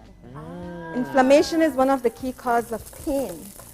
And truthfully, there is not a pain-free day that we go through. But what we do is we came off all medication because it has that side effect. Yes. It's so counterproductive, and we decided with the help of my doctors and the physical therapist is to change your lifestyle. Change diet. Food, you know, and so although sometimes we have a little bit of this, a little bit of cheese, a little bit of red meat, because chicken every day. Yeah. You know, not everyone wants that, but we still try to do it in such a way that we're balancing. So if I have rice today, yeah, then I don't have rice for another 2 or 3 days. Yeah. And who is to say we can't have that rice and beans on Sunday? Yeah. But what we need to do is watch the amounts that we The serve. portions, yeah. I don't know if you all have ever... Do you have pasta? Let me ask that. Yes, good. Pasta. Yeah. Don't tell me I can't have pasta. I can give up rice. But don't what ask you me to will give up do pasta. is you will have a little bit of pasta and a lot of veg. Check that out on the street. Beautiful. All right. That is actually a very delicious salad. It has spinach, mandarins, cranberries, nuts, and I always pair it with something, the sauces. Yeah. The sauces are the most an amazing part of this journey. Nice. That we are able to create all these sauces from scratch. Yeah. So we control the amount of sugar, salt, yeah. everything that's in it. Yeah. And we just give it a nice, good kick. Yeah. And the best way to do that also is by using simple things like garlic. Yeah. Garlic, ginger, and these things have so much Garlic, ginger. anti-inflammatory. For what you make. Yes. What was the discovery process like? Because we don't learn how to cook healthy. So I guess you had to teach yourself and try to figure out how to get the best flavor and still make sure that you were giving your body the right nutrients. Right, and there's this very, very big institution called Mom. My mom is the driving force in all this. Yeah. She is the one that has given me the strength when I had to sit down for 6 months to heal. You know, she has been the one to say, no, you can't do it that way. You have to get up and do it for yourself. You have to find ways to get this done. And thankfully to her, she's always liked the kitchen. She's actually certified in food and nutrition. So she has been the driving force, really. What's mom's name? Luisa Medina. Okay. Hi, Mom. Hi, Miss Luisa. So proud right now. And the good part about Mom being there is that she teaches me.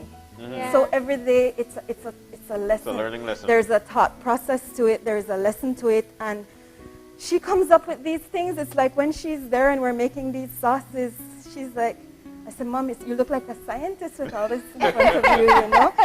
But she does make it really interesting. Yeah.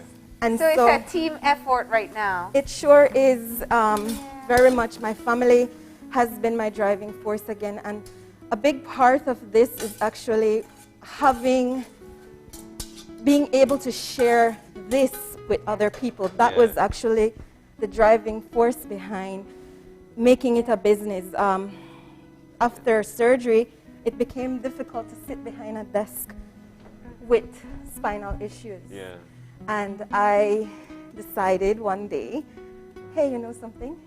I'll try this. Yeah. And I retired from my job then. My job of 23 years almost.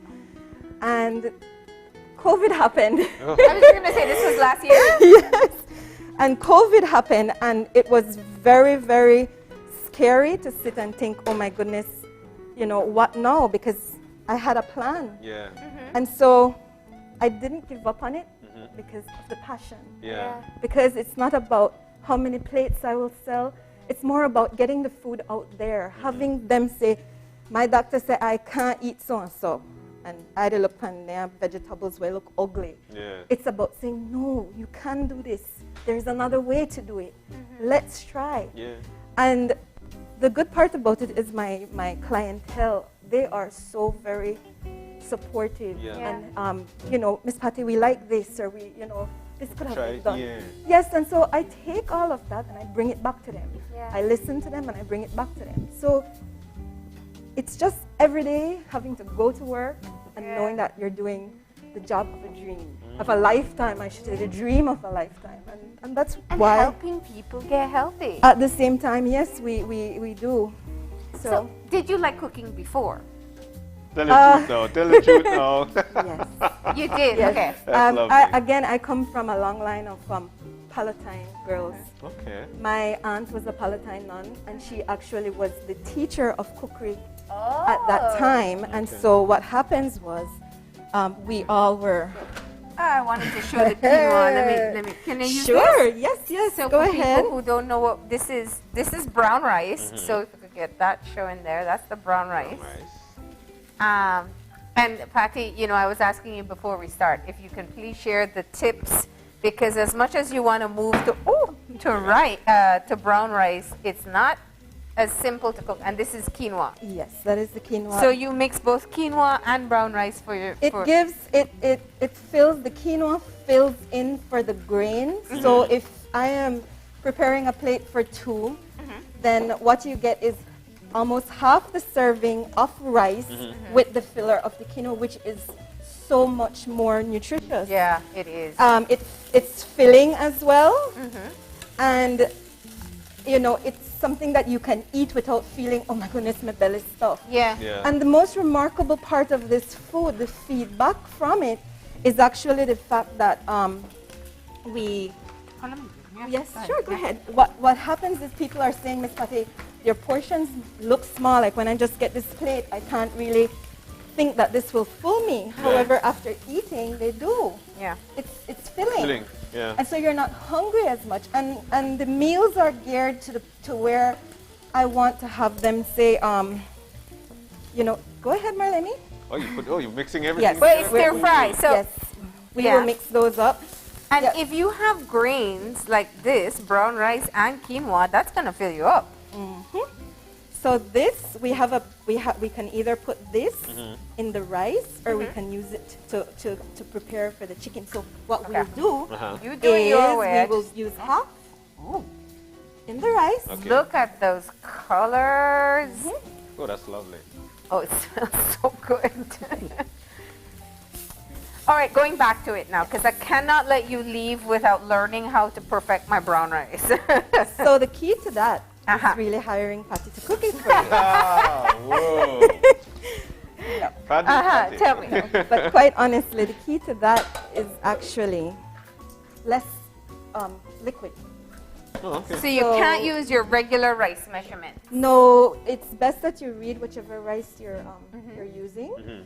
You read the instructions from there, and if they tell you you use 2 cups of water to whatever the ratio is that you're preparing for, then you use 1 less. That's my trick. I'm sharing it because it is a doable dish, and it's pretty fast. I mean, you can prepare a week's worth of rice and portion it off, and then you have lunch or you have supper. Yeah. Okay, so we have our rice ready. If you notice, I brought pepper and salt, but I won't be needing that because you could already smell all that. So what we will do now here is to have these that we just cooked, cut up in some strips, right? Smell good though. So here you are in the middle of COVID, and you start Healthy Bits and Bites. Did you start with lunch menus? It's only lunch menus that I offer Yes. at this time, simply because, again, we're limited. Yeah. So I believe a lot in quality control. Yes. And so what I'm thinking is, if I overextend myself, then like everything else, you start to miss. I already struggle with my memory. Half the time I can't remember things. And so that's a part that, you know, I really have to try to balance up. So we try not to overextend ourselves. And at the same time, for me, the service is an intimate experience. I ask my customers before I cook for them, do you have any food allergies? Do you have any illnesses? And I try to accommodate them that way. You know, if you're allergic to shrimp, I give you an option. If you're allergic to nuts, then, you know, I make it as intimate as possible so that they know, you know what, Miss Patty cares about what I'm eating. And the result of that is, Miss Patty, I lose 2 pounds this week. Just by eating healthier. Just by eating healthy. Eating healthier, but it's not, this is not the quick fix part of it. Portions are, you know, those are very important, but as well the fact that you have to maintain it with a breakfast and dinner. You can't be eating healthy and you skip breakfast. Skipping breakfast is not good. You need to have your 3 to 6 meals a day in portions, and then this works out quite fine at the end of the day. Now everybody's jumping online to find this page so that they can order lunch today. How does your service work? Okay, my service is a little tricky. Yes. What happens is I prepare a menu from the week before and I release it on Thursdays in the afternoon. Yes. And then what happens there is I have a mailing list. Let's make sure the camera can see all the fun that you're doing over here, right? So we got it. So I have a mailing list of existing and new people. Okay. And I send out this this message to them. And I ask them to please respond to me because I have a total amount of plates that I will do for the day. And when it's closed, unfortunately, it's closed. So the quicker you get on to ordering, then I can secure your spot then and there. Okay. And you get the option of either picking up or I can do delivery as well. Oh, that's cool. So we're just going to garnish with a little bit of green onions. Oh, that's beautiful. Right? Yeah. Okay, Well, there we go. well. And you can't forget mommy's sauce. Oh. Spicy? Spicy, Sweet. sweet Well, it's chili. sweet chili sauce, yeah. Yes. So what we will do is to have you guys sample these plates and you can be a judge for yourself. I love the care you put into your presentation. Before I dive in, let's make sure everybody at home Got sees this, this. yes. There you go. There you go. All right. And John, are you ready to try? So what are some of your favorites on the menu that people really... This is actually one of the favorites. Okay. And the chili beans is out of this world. Real? Chili I beans, love yes. chili beans. I have an option of doing lean beef or turkey, the ground turkey. Everything is fresh. I serve it with a fresh pico de gallo, queso fresco, which is one of the more healthier versions of cheese. And soft corn tortillas. Okay. So it's already well balanced and well rounded. You make your tortillas too? No. Oh, okay. I was like, man, you spent a lot. On today's menu, actually, we have a chicken salad sandwich. Okay. And you have one here, you I know. know. Okay. Yes. Yeah, you have John, your I want own. my own. You can keep that one. And you need to try the sauce over it. You either put the sauce on it or you can dip. Yes, so today we are serving a chicken salad sandwich and we do make our own buns and our own rolls and our own croutons. Oh, wow. So when I offer croutons, it's all homemade. That way I control what is in it as well. So you started last year. How's it going today? I started very slow and I prefer to keep the experience a slow one. So it has the possibility of an expansion, but I want to be able to settle in and really stabilize myself before I am able to say, okay, this is going to be a full-out business. So again, trying to keep that exclusive, intimate experience for people so that it's not I'm going down the street to buy a plate of food. It's Miss Patty prepared this plate of food for me. That's the way I want to keep it. Delicious. Miss Patty, Absolutely delicious. let me tell you, this is a well-arranged wedding situation. Between this is perfect. Let me tell you why. We'll turn on Food Channel now. There is a right portion of that salt content from the what's the because we're doing Asian. Yes. The soy sauce. Soy sauce. Right. That's perfect. There were no salt in the veggies. That's right. It brought its own flavor. Yes. The what's the quinoa? Quinoa. That thing, along with the brown rice. The mixture of that to me flows well. And to put a crown on this entire meal is your sauce. Yes. That it to me. And the beauty about it as well, since we got that kind of results from offering it is that we do our own line of gourmet sauce. What? So all the sauces that are accompanying the dishes that we make, we bottle them off and we sell them. So And my So we gosh. get this bottled? I am ahead of you there because I brought one for you, one for Marlene, and one for that sweet producer of yours. So wow. you guys can take it out and see. Take it out. This Alright. is our. This is amazing. So for the camera, let's And take you know, it I gotta out. say, I asked you what you did with the chicken, and I taste that ginger. It is delicious. So it helps with your digestion as well. Yeah. What's your favorite meal? What do you wish people would try more of? The soups, because the soups they're not the most popular, but they're the most nutritious. Yeah. And they bring everything to the table.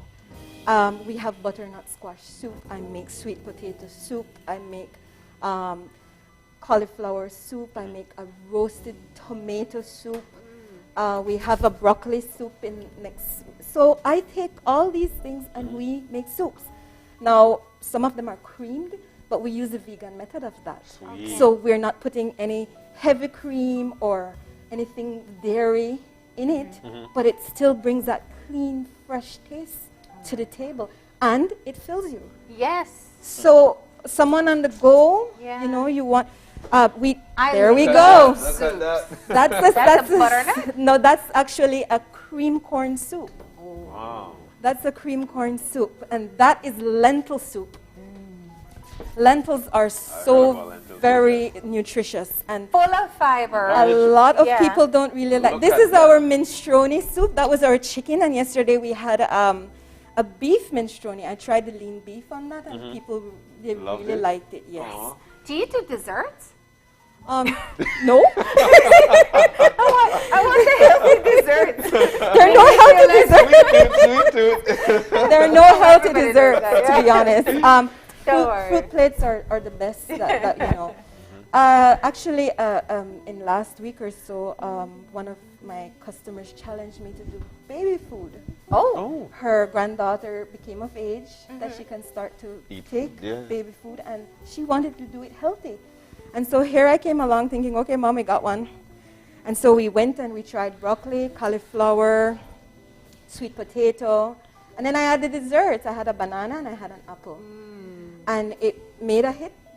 Just and, like that. And she is the smallest little client. So, Uh-huh. and her grandmother actually told me yesterday that the broccoli is the best one The for one that her. she loves the yes. most. So Kids that love broccoli, Yes. imagine that. Yes, so we need to keep the vegetables on our tables. Yeah. We can keep the rice, we can keep the potato. We can't serve rice and potato together. It's not healthy. You know, it's going against everything Belizean, Yeah. to be honest with you. But Yeah. I'm thinking you do this and you don't have to pay that hospital bill down the line. Yeah. It's not only the cost, but it's what it does to you. And I could say that from sitting in a chair 6 months waiting to be healed. Yeah. You know, do I want to continue this? Yeah. I have a disease where it's progressive. You know, so coming to that place where I almost lost my hands, Oh, yeah. Marlene, that's why I do this, because I'm sharing my second chance. Yeah. Aw. With people. I'm sharing my second You're so chance. passionate. I It love it. speaks so much to why you have this passion. I mean, I can feel it in the way you prepare the food, and that's why it's so delicious. When you put love into something, Of course.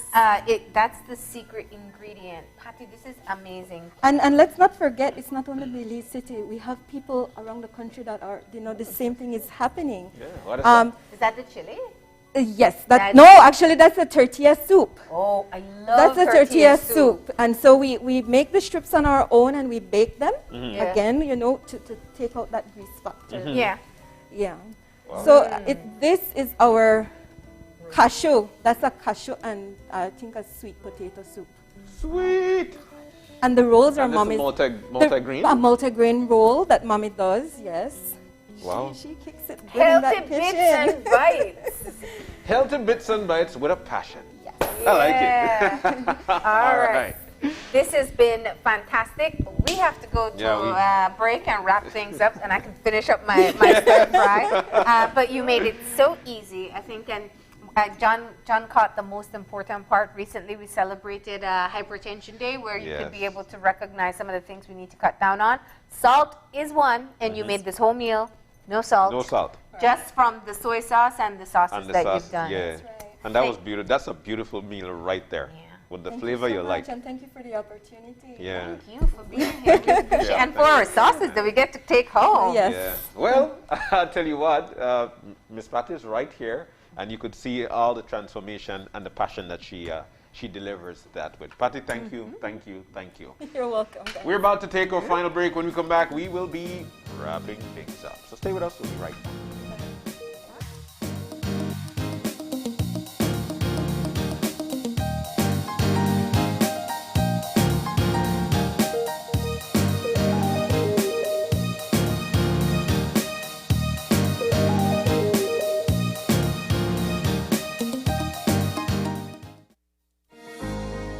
In these challenging times, the one thing that is certain is that the Belize Bank Limited is here for you. There is nothing more important than your health and safety, and we continue to make every effort to make banking safer for you. Our staff is working around the clock to make sure you can do your banking conveniently 24/7 using our mobile banking app and online banking and keeping ATMs up and running. We value your relationship with us and are here to provide the support you need. First responders are also out there 24/7. Thank you, healthcare workers, security forces, firefighters, caregivers. You are all appreciated. Stay safe. We will get through this together. The Belize Bank, our country, your bank.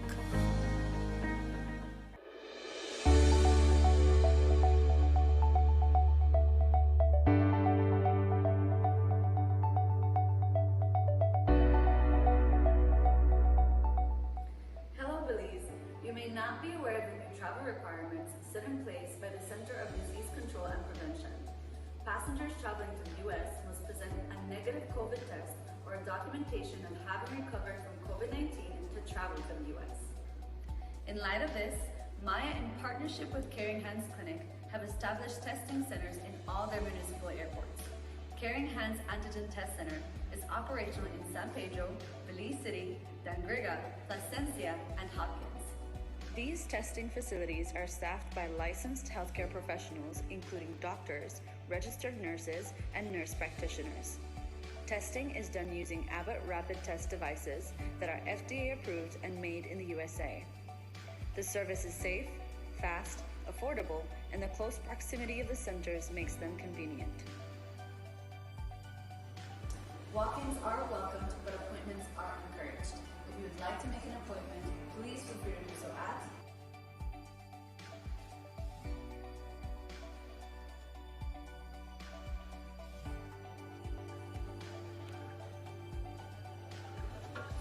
Make your appointment, get tested, and in 15 minutes, you can get back to your vacation.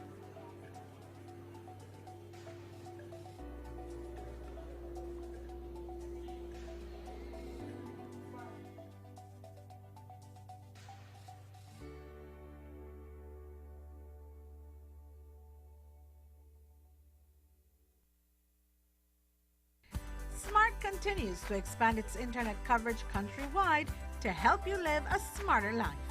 Our villagers are very happy. They are pleased to know that Smart went the extra mile to put a tower in our village so that our villagers can get live stream on their TVs and they can get their kids doing their online classes. I want to say to Smart, thank you for making it possible for us to get internet in Gardenia Village. We really do appreciate it. Smart continues to take the internet and mobile services to communities across Belize. Now save even more when you bundle your smart broadband with smart mobile services. Smart, bringing people together. As one of the largest cable and internet providers in Belize, CBC strives to provide our customers with the highest standards of quality, value, and service in all aspects of cable TV and internet. Monitoring our systems closely, our technicians combine creative planning and state-of-the-art technology with years of experience and training to develop and provide the most reliable and advanced cable and internet service to exceed your expectations. For CBC and our team of talented engineers, technicians, and customer service representatives, delivering less than the very best is never an option.